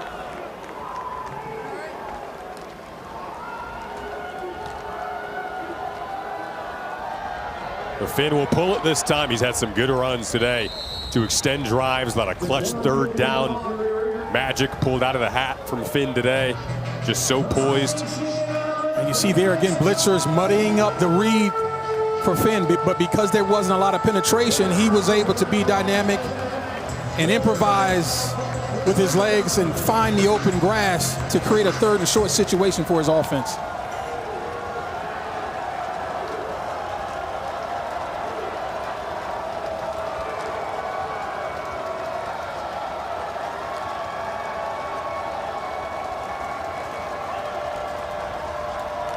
NIU fans know it'll be a win if they can hold him to a field goal attempt here. Finn's going to keep it. Couldn't stay in bounds. Chased out. Erweiler there, as he usually is in the vicinity on big plays. And that is going to bring out the field goal unit.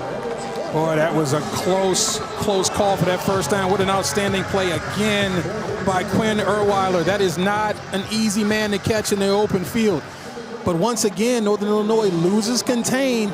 Looks like they might survive it here, though. Dom Jobin coming out for the field goal attempts from 46 yards. Missed his last attempt from 51. And a lot of power behind that. And he makes it a 1-point game. Timeout. So Miami puts up 3 after the deflection and interception. Can Brady Davidson mentally reset for Thomas Hammock when we come back?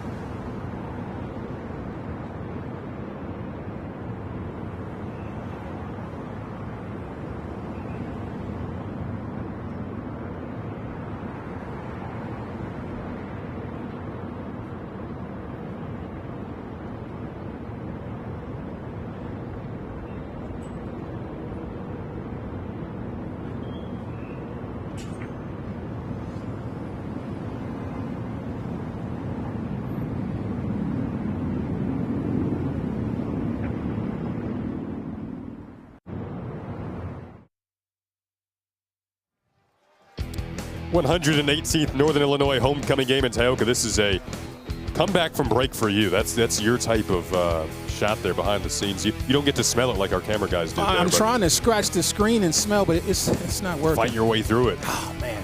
You still got these cookies in front of you to my right. That is to paint none a of your picture business. the booth. I can smell those. Keep your eyes on the field, sir. Just leave that alone. There's a kickoff coming up and a couple of cookies beside you.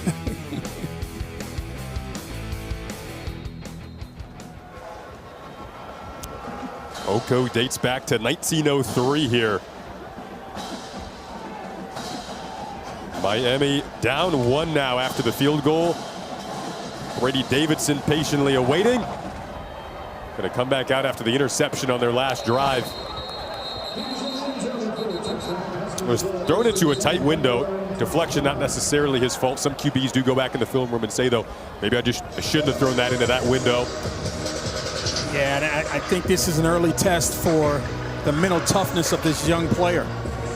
Understanding he's an early enrollee, so he's been here since the spring, and I think that's a part of the reason why this coaching staff has showed this type of confidence to start him and then also let him play, let him throw the football around. But now I want to see, how does he respond to the first bad thing that happened in this game?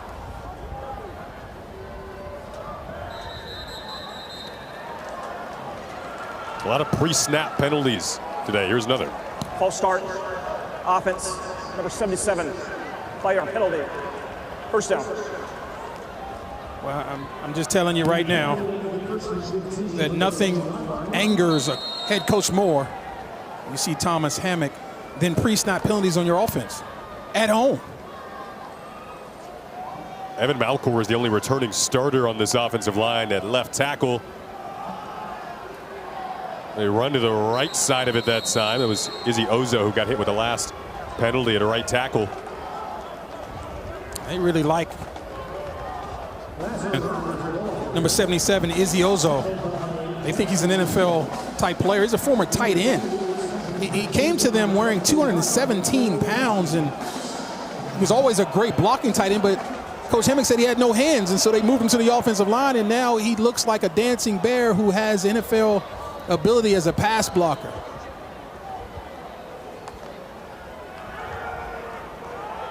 Ball comes out again, deflected, and then caught and bobbled. Is that Ozo? They said he had no hands, like you said, but he had to use them right there. That's right. Boy, that was dangerous. No question. How about Adam Trick? It's a fumble. Now, this Adam Trick is a sensational football player. Came in with 3 sacks, second most in the MAC, and look at him go after that football. All the great ones know how to go after the ball. Don't just sack the quarterback.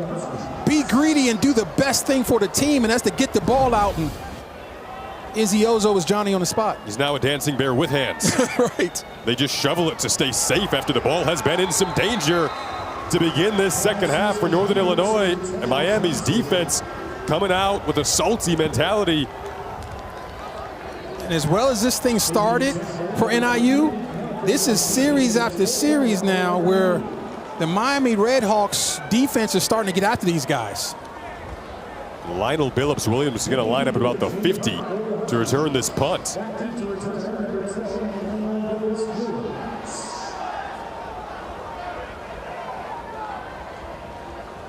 Danny Vukovic trying to get a big boot here out of his own end zone. It was blocked. Safety as it goes out of the back of the end zone, and Miami takes the lead. Oh my goodness. Is this thing starting to snowball into an avalanche?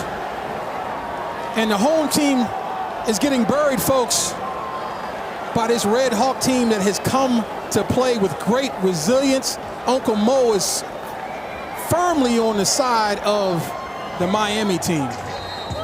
You can feel it. And then Saul's son Vukovic is literally feeling it right here. Right up the gut, too. They pride themselves on special teams. That was a heavy point from Coach Martin in our call with him earlier this week. They feel like that's maybe been their best phase of the season. Wow. I mean, he was all over it. And to that point, Coach Martin said, we feel like we need to win one of the other 2 phases, offense or defense, because we feel we've got the advantage in every single game we play in special teams. They take great pride in it, and they play a lot of their starters on special teams. And you're seeing the dividends that pays for the entire team. Jermaine Agee with the blocked punt. It's back-to-back weeks with a blocked punt for Miami. And this one results in the safety to put them in front. So 5 points on the board for Miami in the first few minutes of the third quarter. That's something we're often saying. And to your point, the second straight week, it was Cam Perry that blocked it. Cam Perry had it last week. And that's his starting receiver, right? So at the 50-yard line, first down.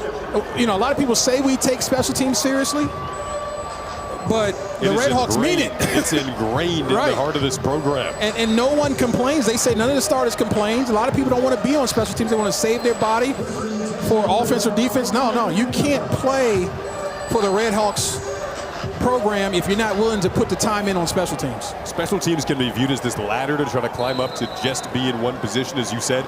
But even when you're a starter like a Cam Perry, you're out there on special teams blocking punts and taking pride in it. And DeQuan Finn back out, trying to pounce the momentum. Finn has it, and they have momentum, and they have a first down. Just a straight read option play. And DeQuan Finn is the ultimate decision maker. You saw him put that fin up. Just read the man on the line of scrimmage, in man on the line of scrimmage. And when you see the defender crash in Roy Williams, you keep the football. If the defender stays outside, then you hand it off. Very simple but effective play. Fins up. It's a good celebration. That's right. This offensive line leading the way now to breach the red zone. Miami coming off 2 of the best years in program history when it comes to leading this conference all-time in total wins. This is what they do it with.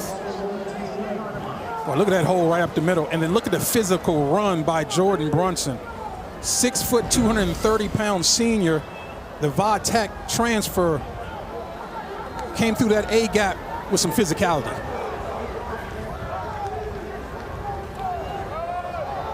Trying to hit the opposite side now. Miami football, you look at 734 wins all time. That is third behind just Army and Navy and Group of 5 all-time wins. They just know how to do it around this time of the year. And it's not often pretty, but it doesn't have to be. The wins and losses are all that matter.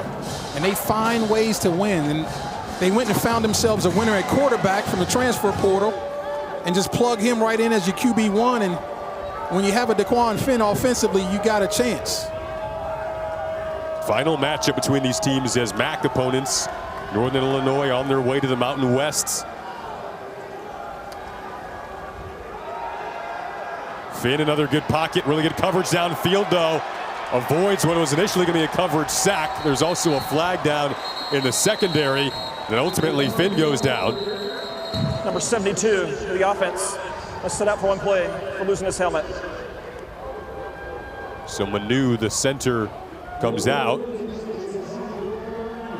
Should be Mitchell Butler coming in as a backup center. And you always get a little nervous when you start going down the center depth chart because that quarterback center exchange is so important. Defense, number 4.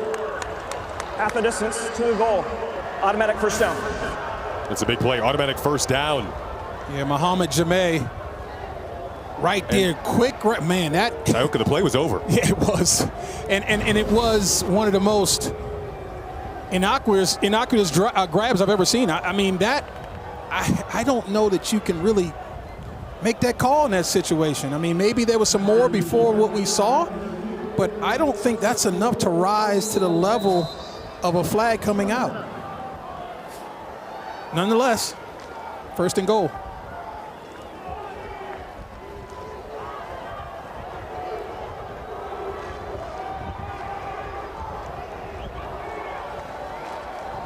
Well, Miami already with 5 points by way of a field goal and a safety in this third quarter.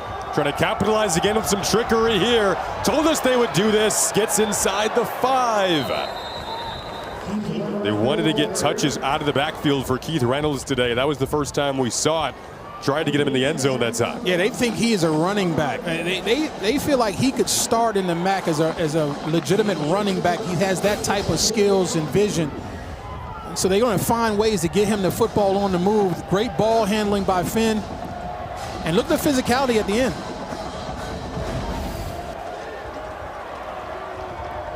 Knocking on the door here, second and goal.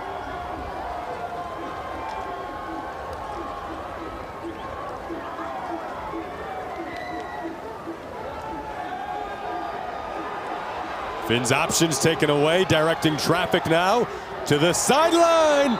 It was caught in bounds. Touchdown signal is up. However, there is a flag down. Cole Weaver caught it, but will it stand? What a play by Finn. I don't know if it's going to stand, but my goodness, I thought he was throwing the ball away. More DeQuan Finn magic. Went out of bounds on his own and was first to touch the ball. Therefore, illegal touching. Offense, number 84. So loss of down.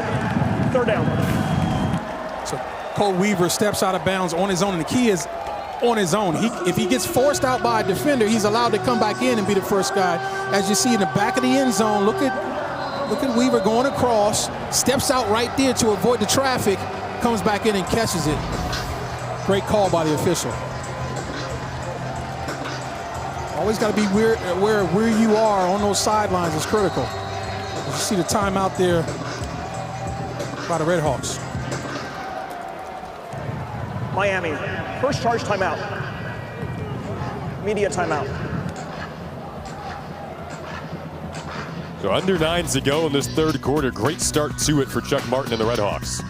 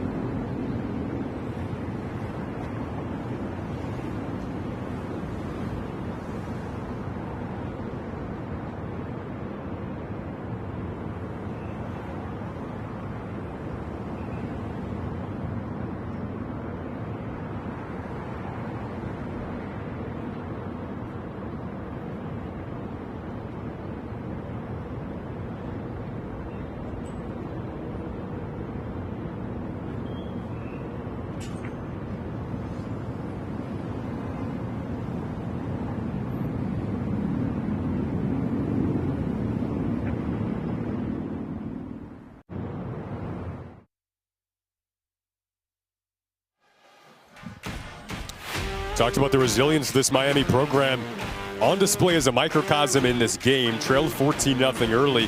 They've been down early on in seasons in the past. You see the string here of rough starts. Same story this year. However, look at what they did last year to finish 8-1.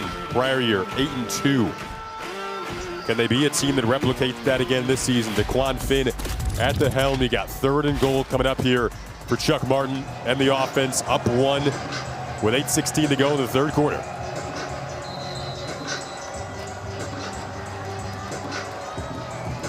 And Northern Illinois come up with a big stop on the goal line.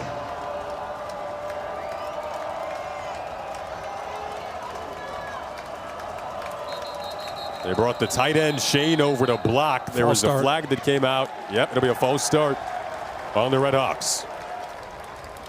Once again, pre-snap. Offense, number 51, 5-yard penalty, 3rd down. Pre-snap penalty this time bites the Red Hawks as Eric Smith jumps. Costly penalty there.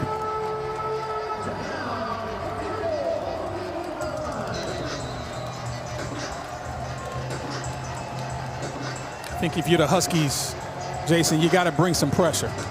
I think you got to be willing to man up on the outside and add extra rushers to this pocket.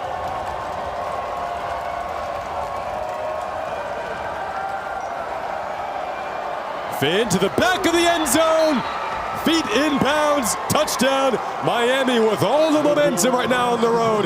Deion Colzie's first touchdown catch of the season. I thought they would add the extra rushers, and they needed them. Great job of pass blocking from this offensive line of the Red Hawks.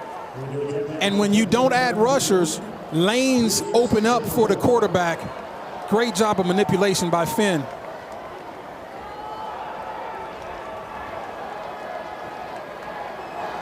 Five plays, 50 yards. 22-14, so still a 1-possession game. But Miami already with the safety, the field goal, and now a touchdown. In what's felt like an eventful and long start to this 3rd quarter.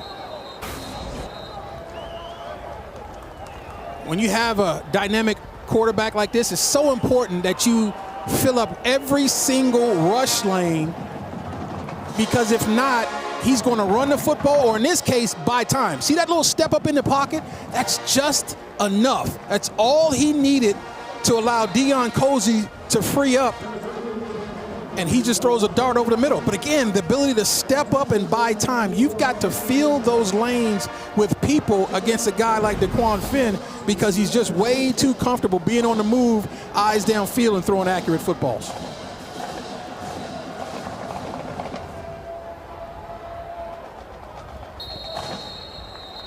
You think they're happy to have DeQuan Finn back this week? I would say so. You pointed him out in the open for good reason. Warmed up last week, practiced all week this week. Weren't sure if he would be ready to go. He has been more than ready to rock. Yeah, that tells me because he warmed up and went through that process of breaking a sweat, he could have played last week.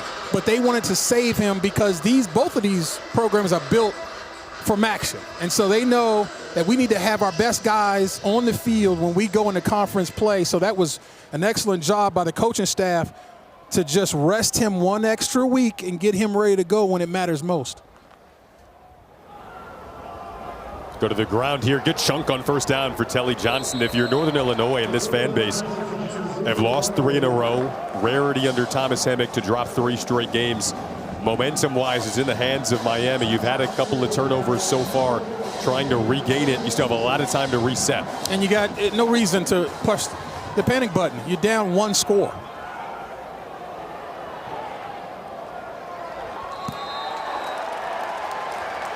I think you might have a personal foul here, Jason. A little late hit situation. Personal foul. Roughing the passer. Defense, number 22. 15-yard penalty. Automatic 1st down. Well, by Job, the Michigan State and Kansas transfer wants to get in on these hits, and this young quarterback, he being a little too aggressive. That ball's gone. I mean, listen, is that the worst thing I've ever seen? Absolutely not. But was the ball gone and you didn't have to touch him?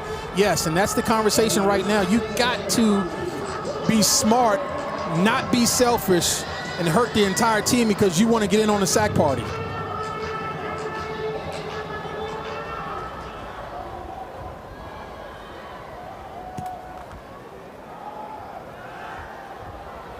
One-on-one here, one in Gary Givens. Incomplete. Yarborough's done a good job on coverage today for Miami. This Northern Illinois offense, when they scored in an opening drive, you got to go back to 14 minutes left in the second quarter against Mississippi State for when they had scored a touchdown prior to that, which was the week before their loss to San Diego State last week. But those two guys on your screen, Gary Givens and Michael Yarborough, are in a battle, one-on-one mostly.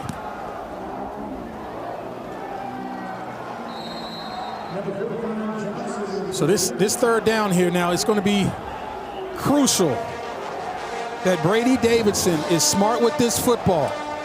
And you just can't be too conservative. You got to start now moving the ball, possessing it more, protecting your defense, and you got to get some touchdowns or 3 points on that board to stay in contact with the Red Hawks. So he's going to now have to show the entire stadium that he can make the right decisions in crucial times, manage the moment, and get a first down on 3rd and long. Pressure comes, dangerously behind the intended target that time, but it'll hit the turf. Gary Givens was the only receiver in the vicinity there.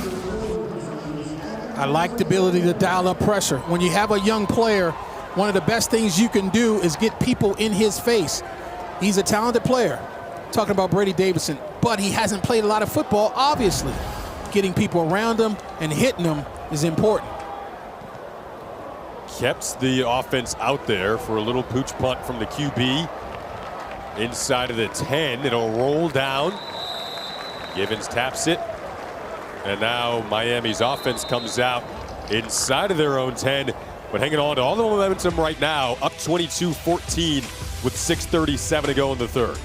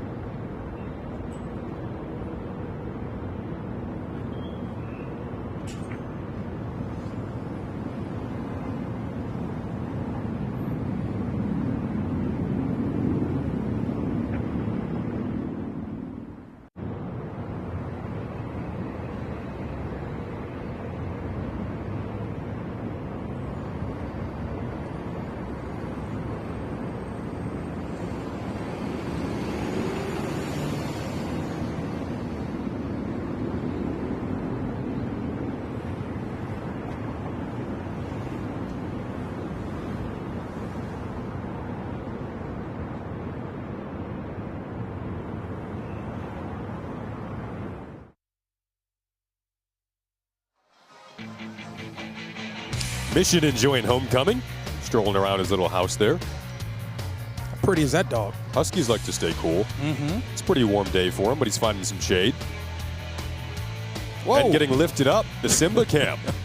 They were trying to get him on the Simba cam. Man, he looks uncomfortable. You see that look on his face? I don't know if he's enjoying the Simba cam. Nah, he's not happy, but let's be honest. Let's put it down.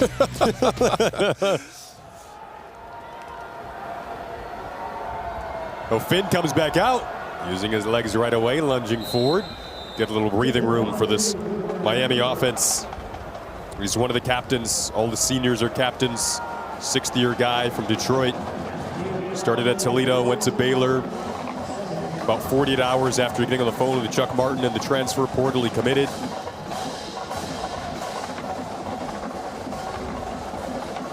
Missed last week with the injury, back and looking better than ever. As his team up 8, they've scored 22 unanswered since going down 14-0. The handoff up the middle, the physical kind of bruising style of Jordan Brunson. When he's out there, you know he is, because his style, you can't miss it. And still didn't get him down. 6 foot, 230 pounds. And he's rocked up, too. Not a lot of fat on that body now. Big, fast, and physical. Nice job of cutting in the hole there. And I'm telling you, the defender took the business into that collision. Is that how I'd run after stealing one of your cookies in the booth here? Yeah, I wasn't going to bring it up, but I'm a little ticked off right now. I kind of continue to be the one who brings this up. Cole Weaver on the catch, trying to fight his way. Whistle still not blown dead. Well, they do. We'll see if he got up enough for a first down. RPO situation, Jason. When the running game begins to wear on the defense, that RPO becomes like stealing. Watch the offensive line, they're run blocking. Everybody thinks it's run except for 2 guys, DeQuan Finn and Cole Weaver. Excellent execution of the RPO game. Northern Illinois team that lost 21 starters from last season. Lots of fresh faces on both sides. Finn tried to pull it, ball came out, had to lunge for it like Superman. Did he pounce on it in time? Looks like he did. Red Hawks fans, you can breathe, right? Let's take a look at this mesh point. And as a quarterback, you want to keep that ball in there as long as you can to manipulate the defense. And that time, you've got a running back in Jordan Brunson trying to squeeze that ball with DeQuan Finn trying to pull it out. And that's a recipe for disaster. Almost a catastrophe, but not quite.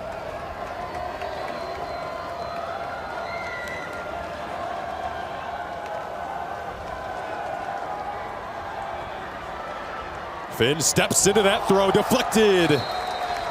And incomplete on 2nd and 13. Dante Harrison has been stout today. They really trust him or Jacob Finley against anyone in the country. That's an outstanding play.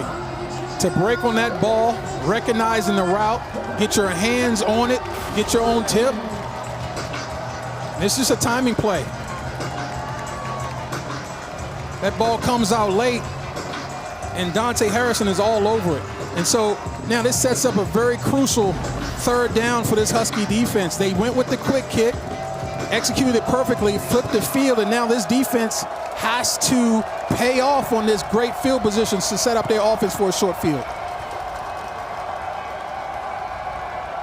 Pressure comes.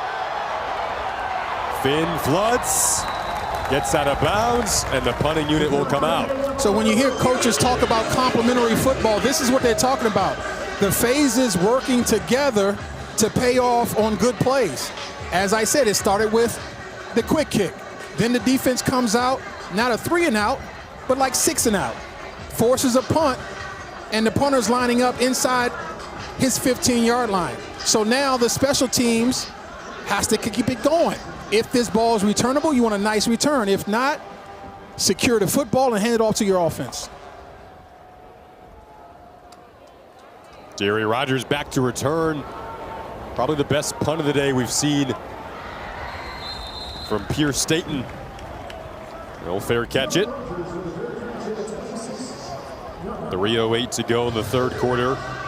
Davidson comes back out. Would you like to see them get back to that quick passing game we saw?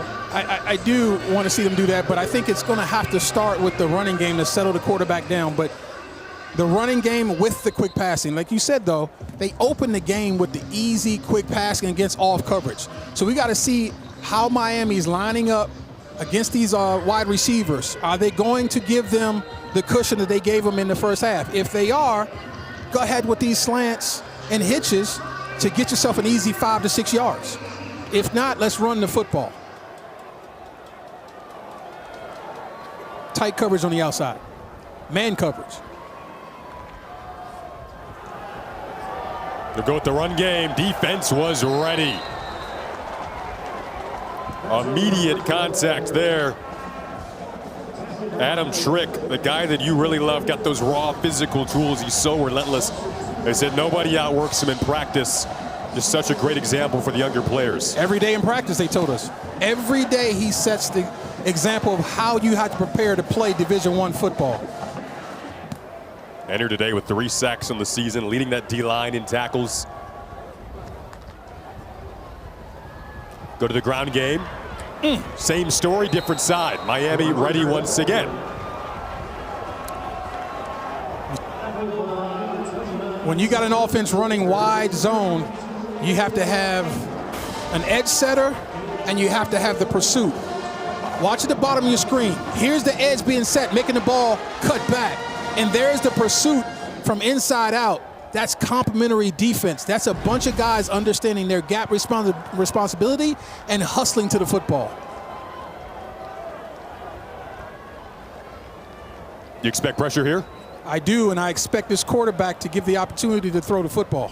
3rd down. Northern Illinois has struggled in these scenarios. De'Aaron Rodgers with the catch. De'Aaron Rodgers breaks the tackle, and De'Aaron Rodgers has a 1st down and more.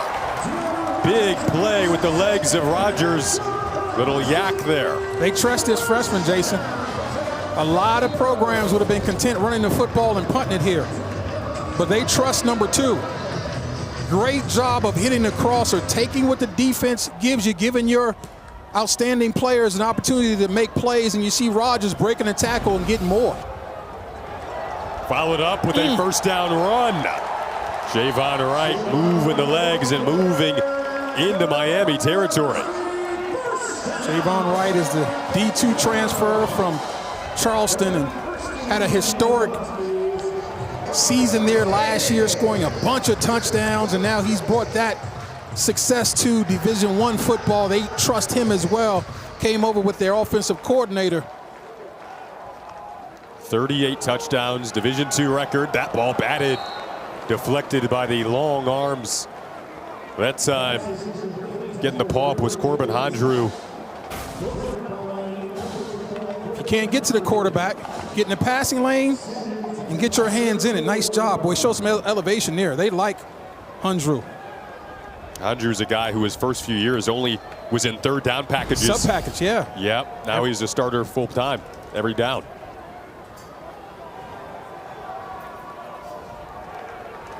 Look at the tight coverage. There's the adjustment from the Red Hawks defense. They're tightening up the coverage on the outside. Under a minute to go in the quarter. Northern Illinois down 8, finds Wright, but a quick tackle made out of the edge. That time coming up to make the tackle is Coy Beasley, Ohio native. Transfer from Purdue. Redshirt freshman. Still learning how to play the game. That was an outstanding tackle, though. Did you see him bring his arms, Jason, on that wrap? Wrapping up. A lot of defensive backs like to throw shoulders in, go at the knees, diving. Excellent tackle, bringing your arms with you. It was a Tioka Jackson tackle. I love tackles like that. Just old-fashioned fundamentals, babe. So now 3rd and 11. 2nd, 3rd, and 11 of this drive. They converted the first one. Davidson, time to throw. Trying to come back to the ball was Gary Gibbons. Oh, wait. Wait a second. Incomplete is what they're going to call it. Northern Illinois sideline. Thought he had it. It's a complete pass. 4th down. Well, they thought it was a complete pass. Brady Davidson wanted a flag as well. That's what I thought. If anything, there was a lot of hand fighting, but apparently it was pretty even between both sides. See if that foot's out of bounds. And well, that is close. Look, from that angle, it looked like a catch. Let's see if we can see from here. See that? I did not see that ball touch the ground, but I think what was true is the foot was out. Incomplete pass. The previous play is under review. Yeah, they should review this. This is close now. I don't think the ball touched the ground. I think if this is incomplete, I think it's because one of his feet were out of bounds when the reception took place. So let's look through it here again. That left foot, is it out of bounds? Not sure. Does this ball touch the ground? No. Now, if the wrist and forearm touches out of bounds in the process of making a catch, that's incomplete. So it's really important to understand that the call on the field is incomplete. So you have got to get evidence visually, and it has to be undisputed that the call on the field was incorrect. I have not seen that yet because there's a lot of what ifs. Clearly his hand is underneath the ball, but does it come down out of bounds? Is that left foot already out of bounds? I haven't seen anything definitive yet that tells me that the call on the field is incorrect. I believe he made a reception, but the way the rule's written, if all I got is just a belief, you got to go with the call on the field. As you mentioned, it looks like his hand is under it, but if the initial judgment was on that back foot being out of bounds, then as you noted, need indisputable video evidence that would argue against that. Here's a great look at the feet now. You're right. That foot looks in bounds to me, Jason. You're taking a long look at it. Yeah, it looks in bounds to me now. Now that's a great look. What an outstanding job by our camera folks. The question is the forearm out of bounds? After review, the ruling on the field is upheld. Fourth down. It's a tough call. I saw enough that said the foot was in bounds, but I didn't see enough to say 100% that the arm was not out of bounds when the reception was made. See, he's securing it right there. Oh, man, that is close, Jason. The more I look at it, the more I like it as a catch, but, I mean, it's tough. So now that brings out punting unit, takes you from what would have been a first down had it been caught to the punter, Danny Vukovic, coming out here, still down 8. Are you in territory for a possible fake? You are. 100%. I was thinking the same thing. Instead, they will boot it away. Fair catch, made it to 17. As we're down to 1 second left in the third quarter. In a one-possession game, 3 of the last 4 meetings between these teams decided by 1 score.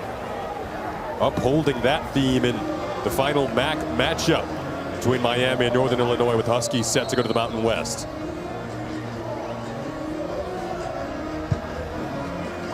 "38 seasons, 2 different stints in the MAC for NIU. Last week, they were a part of the first FBS game since 2023 that didn't include a touchdown. All field goals in their loss to San Diego State. DeQuan Finn back this week and commanding the Miami offense. Chuck Martin was so calm when we talked to him earlier this week. He's calm because he's got this guy at the helm. And DeQuan Finn will slide us into the fourth. Third quarter. Timeout. 22-14. It's 22 straight unanswered points for Miami. Northern Illinois scored the first 14. 22-14 at the end of the third. We'll be back for the riveting fourth on the other side.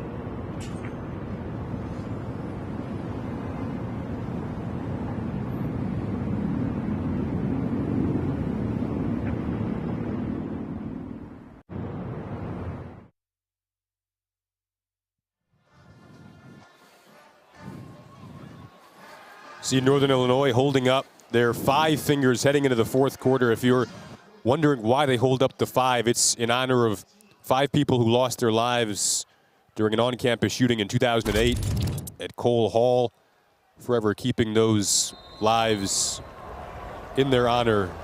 And that's the salute that they hold up going into the fourth for every game. We saw it here last week. They trail by 8 heading into this fourth, and a big defensive series for the Huskies right now. Miami trying to take a 2-possession lead. With how these teams grind out drives, you start to wonder about how many possessions you'll even get in this quarter.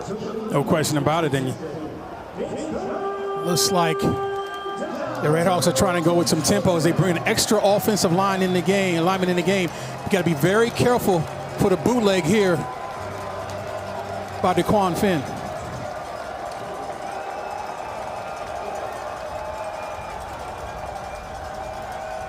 Big third down. Crowd knows it. They try to sneak ahead. Ooh. It is tight. Right now where they're marking it, this might be just short. It is decision time, and Finn wants to go. As you see that NIU defense putting that fist up. Yeah, that fist up, they take pride in that now. That fist up with that defense, you'll see all 11 guys in the situation where they stop a third down opportunity. For measurement.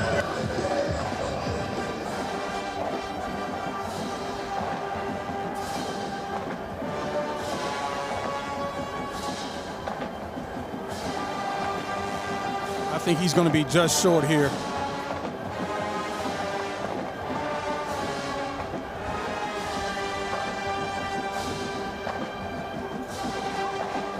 And if they don't get this, Jason, I think this is not an easy decision to go for. You're only up 1 score, and they're short.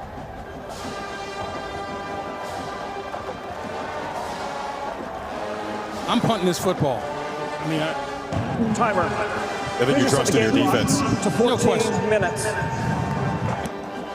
And as impressed as I have been with young Brady Davidson, Thank you. I got to say, I got to punt this football and force Davidson to come up with a nice long drive when it matters most. And because I don't get paid enough to think, they make the decision to go the opposite way. So watch the hard count here, Jason.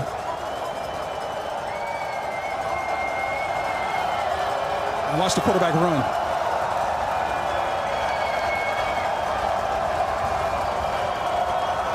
Yeah, they're trying to draw him off. They'll go for it. Plunging up the middle. A gutsy 4th down call. You've heard me talk about managing the moment so often. Gutsy is an understatement by Chuck Martin. Ultra aggressive is how I would call it. Nerves of steel. The Iron Fin. They run it here and get it on 4th down. Just an A-gap dive, as simple as it gets. Mano y mano. Same story on the next play. What kind of momentum do you now feel after going for it on 4th down in that type of situation? Well, again, it's still plenty of time, so not in desperate mode if you're the NIU defense. You can still get a stop in relatively decent field position to force the punt, but if I'm Miami, you're starting to find something with this ground game and the read option off of it. Our producer, Doug Brown, made a good point before the game. It's been pretty toasty down on the field. You start to wonder about fatigue, though, in these long grind-out drives at this stage of the game. Northern Illinois brought the blitz, reading run all the way. Hensley with the tackle, his 2nd of the game, is a big one. Yeah, another TFL for Mark Hensley, and that was just what the doctor ordered for this defense. And how do you not block the nose if you're going to try to run the ball in between the guard center gap? Really active today. As you see that C on his shoulder, he's a captain and he's playing like it.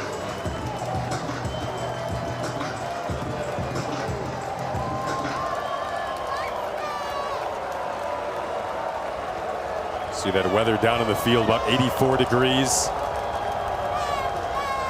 First October weekend First MAC weekends. Crossing route incomplete. Looked like it could have been caught by Deion Colzie. Off his hands, and now that'll bring up 4th down. Well, he came out of that break a little off balance, and I don't know if he slipped or if he was being held. Timer. Please reset the game clock to 11:46. Boy, and Cam Perry Thank you. uncovered late. He had Cam Perry deep. You saw him grab his helmet. He was wide open down the field, but that was certainly a catchable ball for Deion Colzie.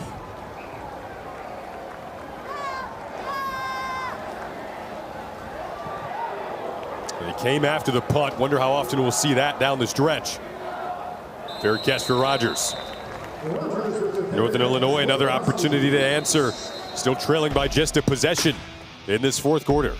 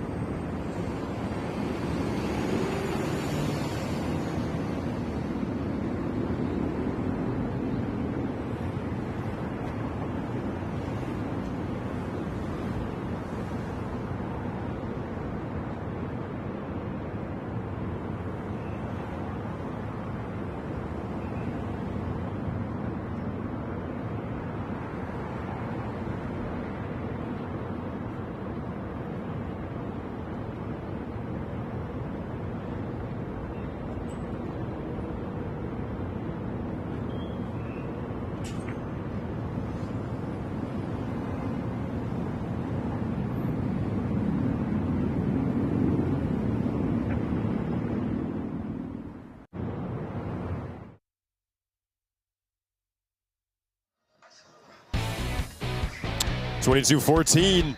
Northern Illinois comes back out. Thomas Hammock and this squad trying to snap a 3-game losing streak. Lost to Maryland week 2. We're only down 4 in the 4th quarter at Maryland, of course, a Big Ten opponent. Trailed by 4 against Mississippi State at the half. Then last week, a 3-point loss to San Diego State. Make the switch at QB today with Brady Davidson getting his first career start. And now his team down 8, still a 4th quarter to operate with.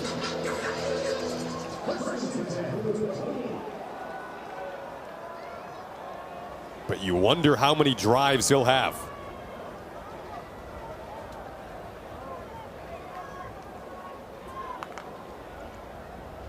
We'll hand it off on the opening play of this one. Lazaro Rogers made his first career start at running back today. Miami Redhawks defense have adjusted from earlier in this game. They are playing their corners tight. At some point, you gotta wonder if we'll get a play action and deep ball to challenge that tight coverage that you see at the top of your screen. Off coverage down the bottom, though. That was an adjustment really after the first series. Now Davidson goes back to work, plenty of time, but good coverage downfield. Continues to direct traffic and takes the hit. These corners, like you called it, have been tight. They've been really good. Jackson Kuwach with the tackle. That's the first time, one of the first times that the freshman has looked like a freshman. Looked confused and indecisive. He had an ability to tuck the ball and get himself 5 yards and keep this offense on schedule. trying to do a little too much there. I understand. Hasn't played a lot of football. He's seeing a lot of firsts today. And that time it looked like it.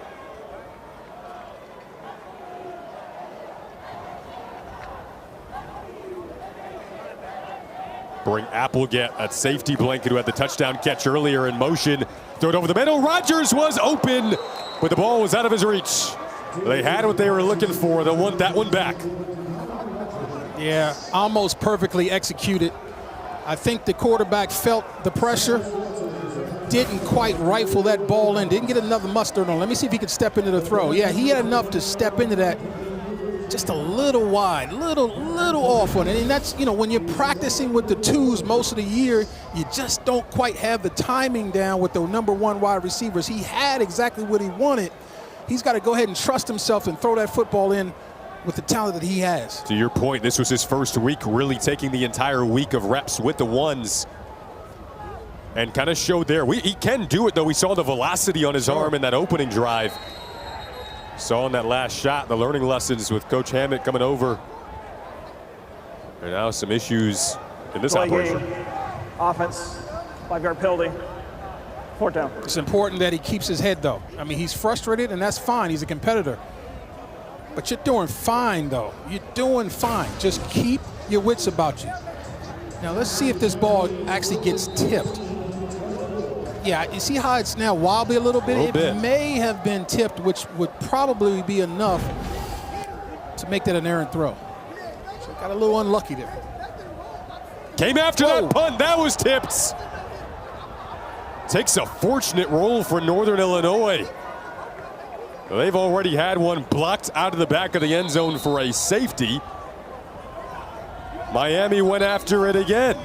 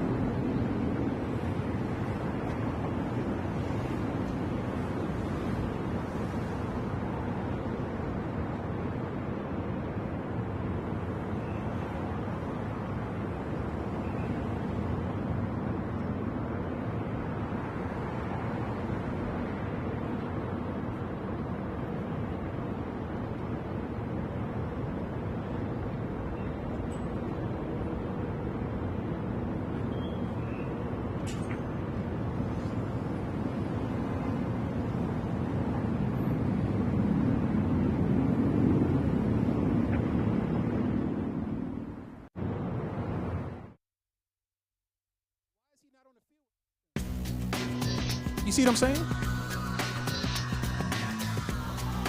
22-14. Miami up with 10:04 to go. Got a piece of that last punt. Still rolled for a fortunate 50 yards for Northern Illinois. Watch the left side of your screen, Jason. It's just effort. There's no stunt or anything. That's just a guy wanting to get there and beat his man one-on-one, reaches out and gets a piece of this football. And Northern Illinois, they're lucky that they have this football playing defense this far down the field. And I believe it was Coy Beasley who got that block. Flip it out to Reynolds. Quick catch, quick gain on the opening play of this series. Reynolds' fellow receiver Cam Perry blocked one last week. Talk about everyone getting involved in special teams. Chuck Martin takes pride in that. All phases of the game playing a role in how they've scored these 22 unanswered points, which has included a safety by way of a blocked punt out of the back of the end zone to begin the third quarter.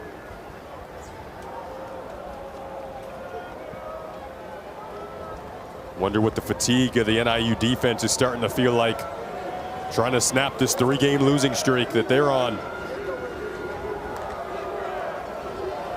Miami trying to spoil homecoming and this MAC opener for both teams. Miami will have Akron next week. Northern Illinois will travel to Ypsilanti to play Eastern Michigan. Now he's got a Husky down in the field. Player on defense.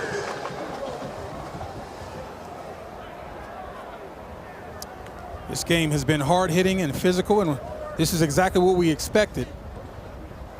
Multiple guys shaken up. So far, I don't believe anybody seriously, which is a very good thing.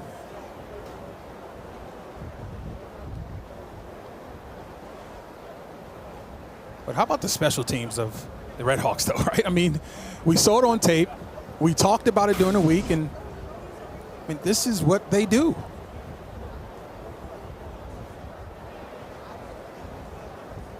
So Ty Miles comes in to make the hit there.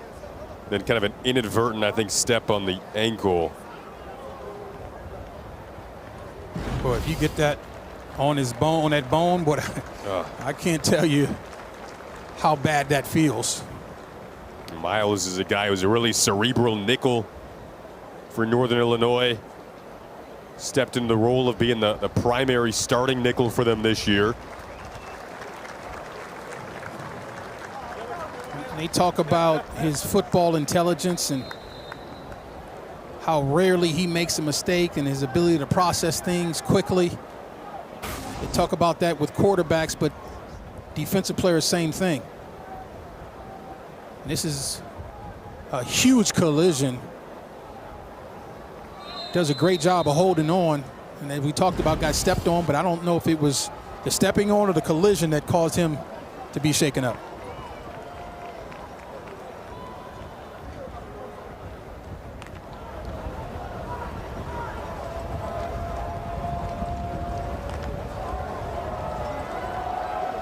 Patient in the run game. Little lunge for some extra yards at the end of that carry. Gonna bring up third down. Big one. 8:38 to go in the fourth. Especially when you consider if Miami were to punt, how Northern Illinois could be pinned back here field position-wise. No question about it, and we're starting to get to the point in the fourth quarter where the clock is not devastating for any team, but it's going to become an issue. You get a first down here, if you're Miami, things begin to look your way.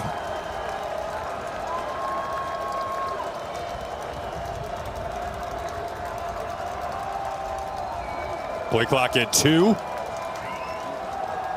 Finn rolls to the side where they motion the tight end, and they get the catch. Cole Weaver on the grab.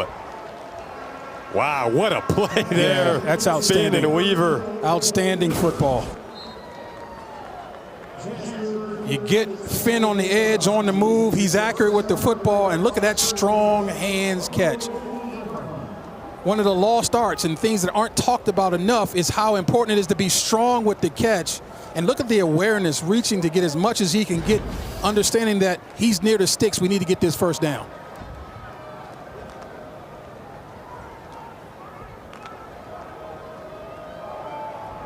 Back to the ground game smartly when you think about that clock. They've already had 2 10-plus play scoring drives in this one. Big third down conversion prolongs it. See, time of possession in favor of Miami. Typically, this is a stat that's in favor of Northern Illinois. That's quite right. And then also the play count is starting to wear on this Northern Illinois defense. You talked about the heat. And that's one thing, but to be on the field playing as often as they are, for as long as they are, is a problem.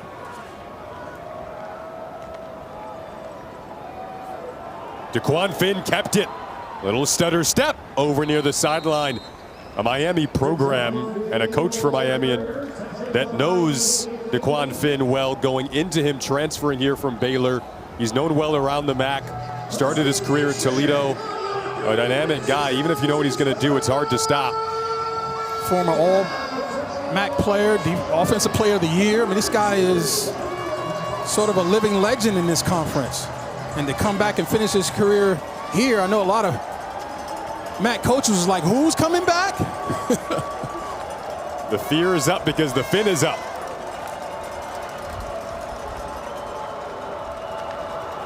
Third and short. Big carry, barraging through that hole. Deshaunte Jones, who had a touchdown earlier, the redshirt freshman from Cleveland, moves the chains once again as we're under 6 minutes. Old school football, a game of attrition. Can you continue to hammer up inside these big physical backs over and over and over? For Northern Illinois, you have the 3 timeouts and the 2-minute timeout as we start to quickly creep into the territory of thinking about when you begin to spend those timeouts.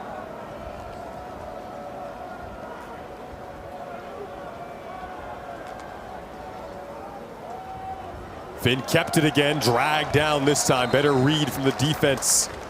Tackle from Jelani Williams. Yeah, nice play by Williams. You see the captain there coming up with a play that's important. TFL to maybe get this offense off schedule. That might be the beginning of a defensive stand. They got to continue to pay off on it. But if you're Miami, you got to continue to run into this light box. You continue to see a 6-man front by the way they are spreading this defense out formationally. So the numbers are in their favor, but you just can't account for an outstanding effort by a guy like Williams right there.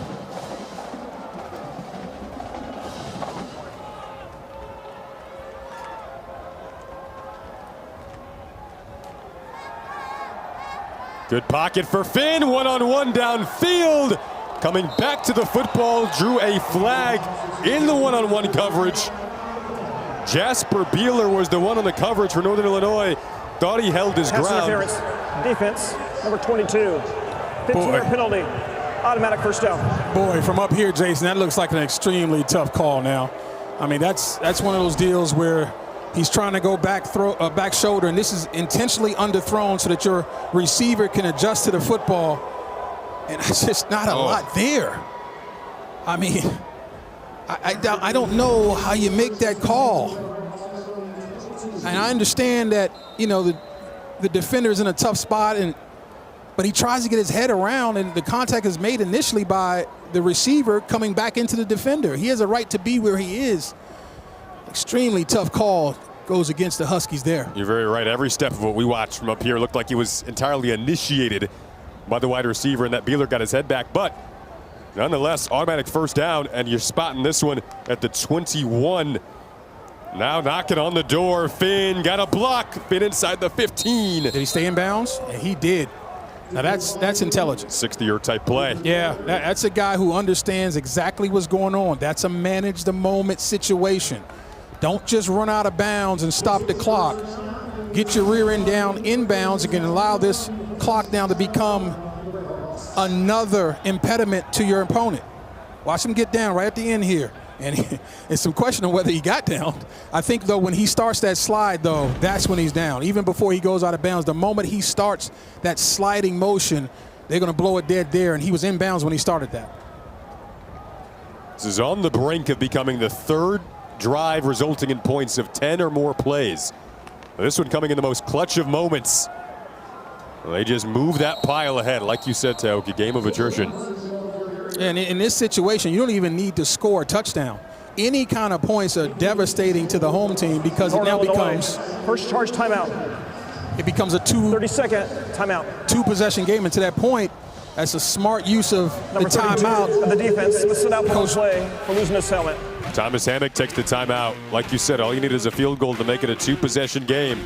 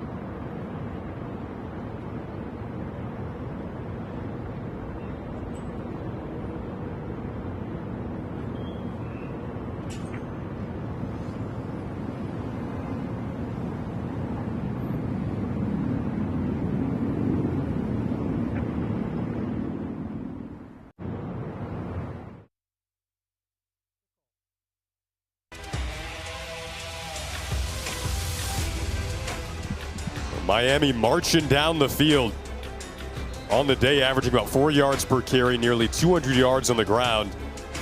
And they've been able to hit plays through the air. The most important one on this drive, though, not a play that was connected in terms of the pass game, but a play that through the air led to a pass interference call. Yeah, you got to recognize how big a play that was. That was a potential, I mean, that's a devastating play. Unless they can force a turnover, talking about the Huskies, that call was devastating to their ability to win this football game, and I don't think it was the right call. Ball security hasn't been a given. Neither has been getting the snap off before a penalty today. False start. Offense, number 70. 5-yard penalty. Second down. Wow. I don't think that's devastating to this offense because at this point all you need is a field goal. Now you're going to have to execute if you get to that point, but that obviously hurts your ability to score a touchdown potentially. Dom Jobin has missed one today. That was from 51 yards out, though.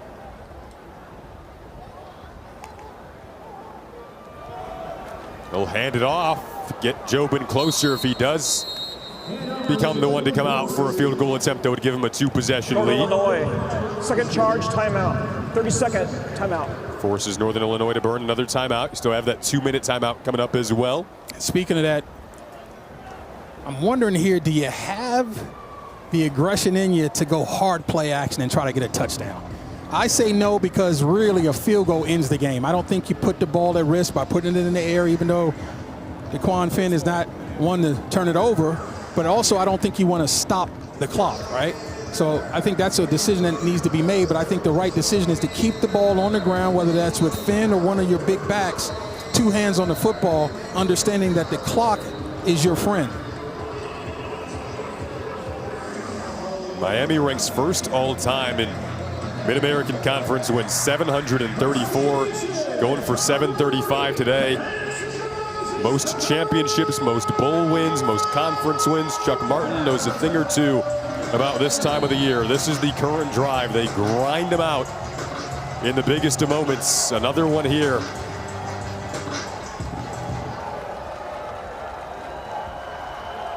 They could get a first down.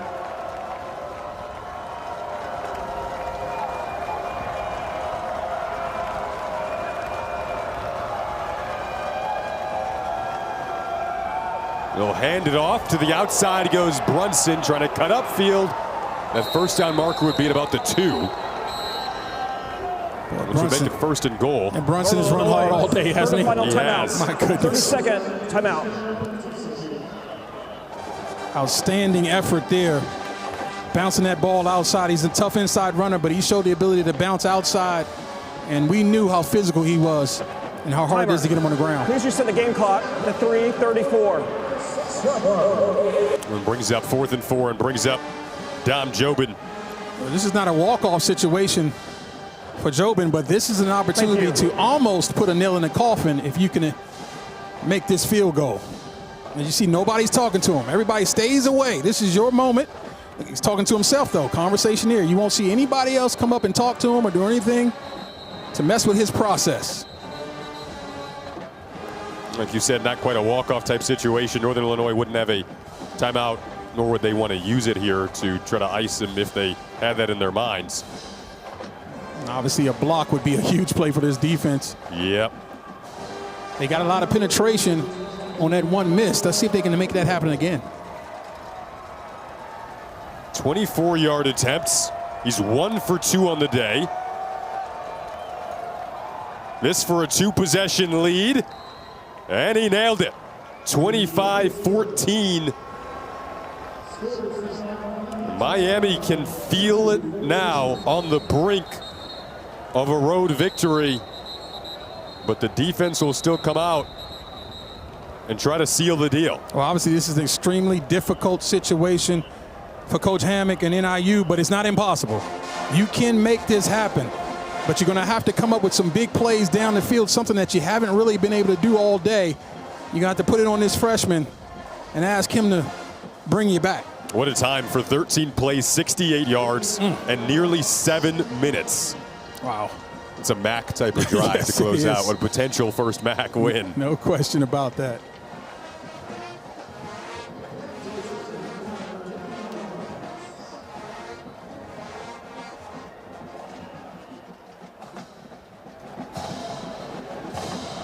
Now McLaughlin to kick off. Rogers back to return.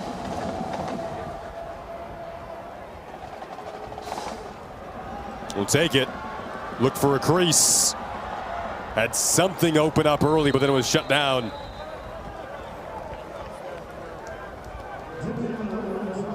Oh, 3:26 left. No timeouts, but the 2-minute timeout for Northern Illinois. Even to get within 3 points, you would need the 2-point conversion after a touchdown, then an onside kick. So defensively, if you're Miami, I don't think you blitz here. I think you put it on your front four. You got one of the best pass rushers in the conference, and Adam Trick, number 20. You allowed him to go one-on-one. He's at the top of your screen in a 3-point pass rush stance. You better get him blocked.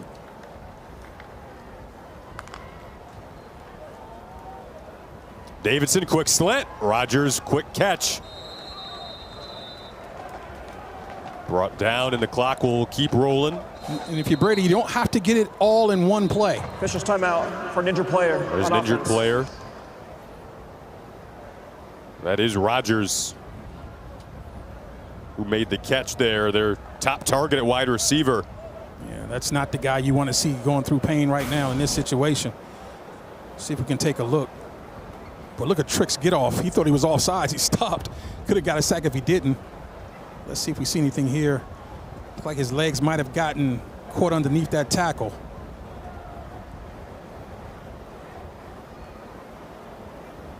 See the twisting of the lower legs.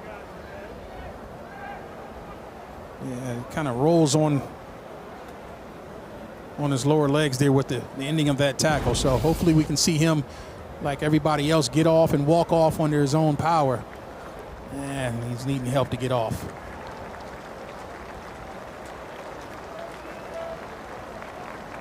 He was a guy who was vocal in practice this week too.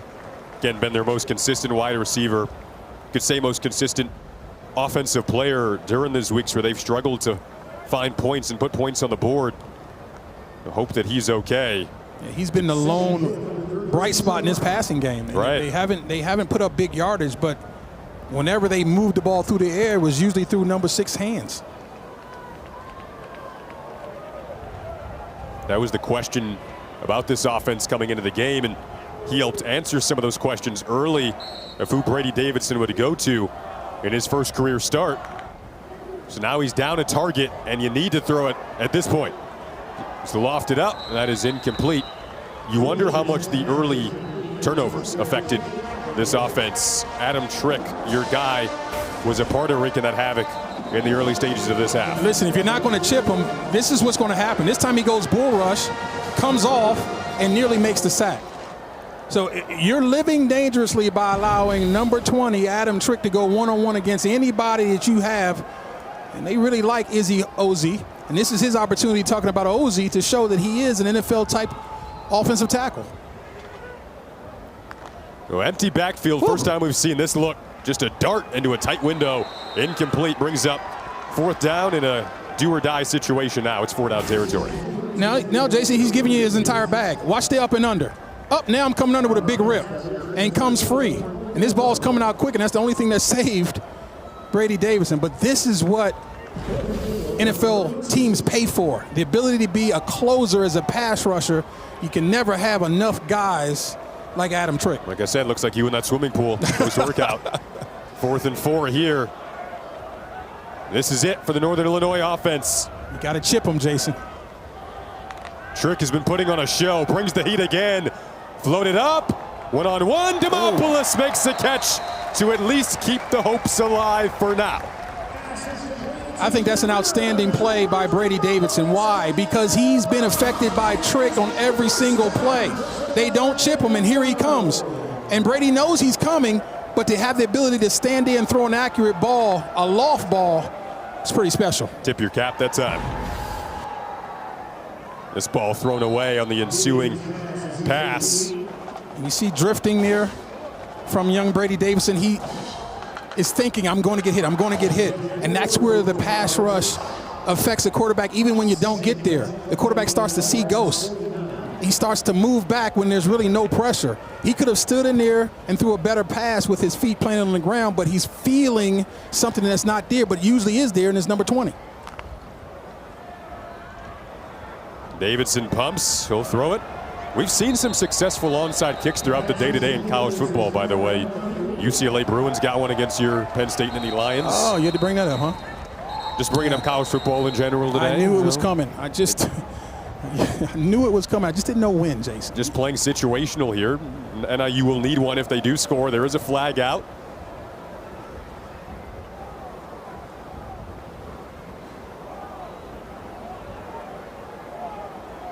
Now, if this goes against Miami, this is a huge flag for the Huskies. Obviously, going to be huge either way. Yeah, it's on the near sideline. Before the pass, holding, defense, number 24. 10-yard penalty, automatic first down. After the play, unsportsmanlike conduct, defense, number 17. Whoa. And offense, number 7. That's the first of the game for ejection. Those fouls cancel. First down. Talk about managing the moment. Sometimes it's not physical. Sometimes it's emotional and mental. Don't do anything in this situation that'll cost your team. Game went down to the wire for Northern Illinois on this field last week. Same story this week. Trailing, they need some magic. Looking for Demopoulos, who gave them the 4th down catch to prolong this series. The trick again wreaking havoc. And if you're not going to double or chip trick, you better run quick breaking routes. Anything downfield is a disaster waiting to happen. He gets another hit on the freshman. He's pulling out all the tricks. Yeah, he really is. And that was terrible, Jason. You see what I did there? Yeah, I did, but I didn't like catch it. Yeah, I didn't like that too much. But I do like this pass rush show that Trick is putting on. Bring the heat again. Davidson feels it. Directing traffic as an open target out of the hands of Bryant. They did a great job of keeping that alive. Boy, the effort by Brady Davison was stellar. You've got to pay that off. If you're LaDon Bryant, you've got to come up with that football somehow, some way. Feels the soft corner, begins to drift. Now he's getting chased. Now he's on a flat run. That's a catchable ball. You got to make that catch somehow, some way. You just try to do the basket catch. You either got to go up and get it one way or another. That's a great throw. That should have been a catch. Absolutely. We've seen drops on both sides today that these teams are going to want to have back. That one, though, a big one in this moment. Davidson running out of time. That ball is loose, available, and live. That's a live ball recovered by Miami. The run on the field is a fumble recovered by the defense. Yarborough with the recovery. I think that was By Job that got that out. Yep. If I'm not mistaken. But this is why a 4-man rush is invaluable. You don't have to blitz, bring extra people and play man coverage. This is a 4-man rush with a stunt. Look at the effort by multiple guys getting held. And that was James' shot. Great effort by the Michigan State transfer. It's not there initially, but look at him spin, getting held and continue to work.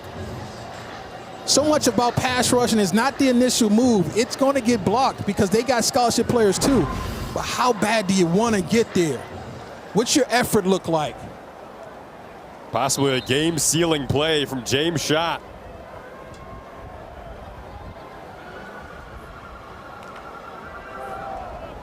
Now Miami looking to just run this one out. Northern Illinois, no timeouts. Clock will stop at the 2-minute mark. Well, if nothing else, I know this Miami defense understands now that they've got closers in that front 4. Multiple guys. This is a 2-minute timeout. Just didn't feel any semblance of nerves when Miami went down 14-0 in this game. Didn't feel like their hearts skipped even remotely a beat. So poised, Chuck Martin's been in so many different situations in the MAC over the years. And his defense closing this one out today in DeKalb.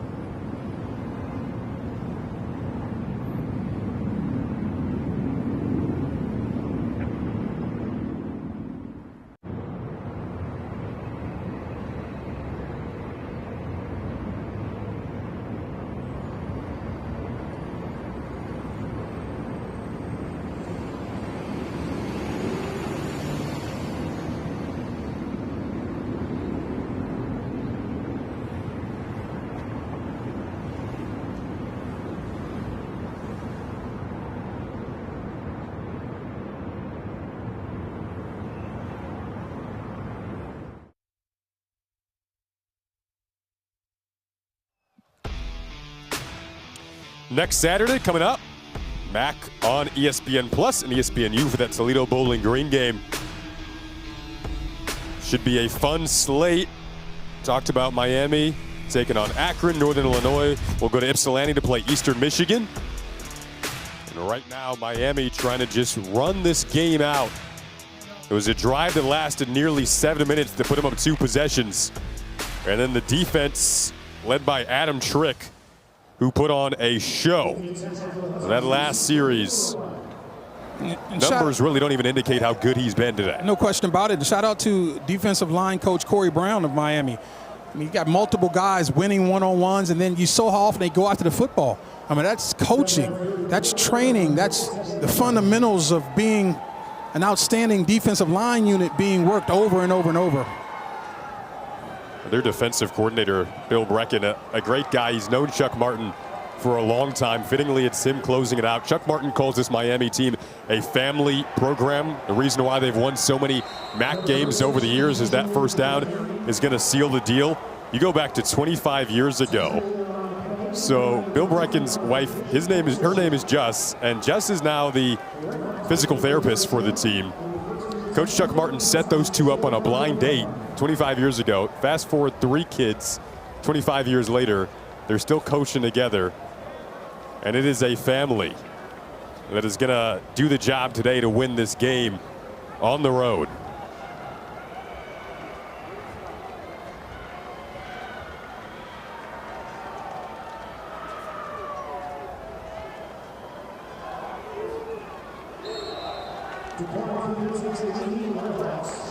That should do it. Take one more knee to close it out. And Miami's going to pick up their first MAC win of the season. Started last year 1-4, then closed it out 8-1. Started this year 1-3. Kind of that turn of the page part of the year for them. They started off 1-3, 9 of the last 11 seasons, Jason. So we talked about no panic in this program. They've been here before. They've come out of the holes they've dug for themselves. And the way they played today, it wouldn't shock me if that's a rinse and repeat this year. And as disappointing as this is for NIU, I'll tell you one thing. They found themselves a quarterback. Brady Davidson, their freshman, looks like the goods. And that's something they can build upon. And we talked about how we thought that DeQuan Finn was going to unlock this offense for Miami. I saw that unlocking happening for NIU, and that's something, again, that they can look forward to expanding on. Yeah, I'd shake his hand, too. There's a lot of guys going to come up to here and shake Adam Trigg's hand because what the pass rush display and he put on was unbelievable. 25-14, Miami takes the victory. It's a pleasure having you with us on this Saturday. For Tyoka Jackson, our outstanding crew behind the scenes, producer Doug Brown, everyone in the truck, you guys were phenomenal as always. I enjoyed it here on homecoming, but Miami spoils the day, coming away with the road victory. These teams both on ESPN Plus next week. I'm Jason Ross Jr. saying so long from DeKalb.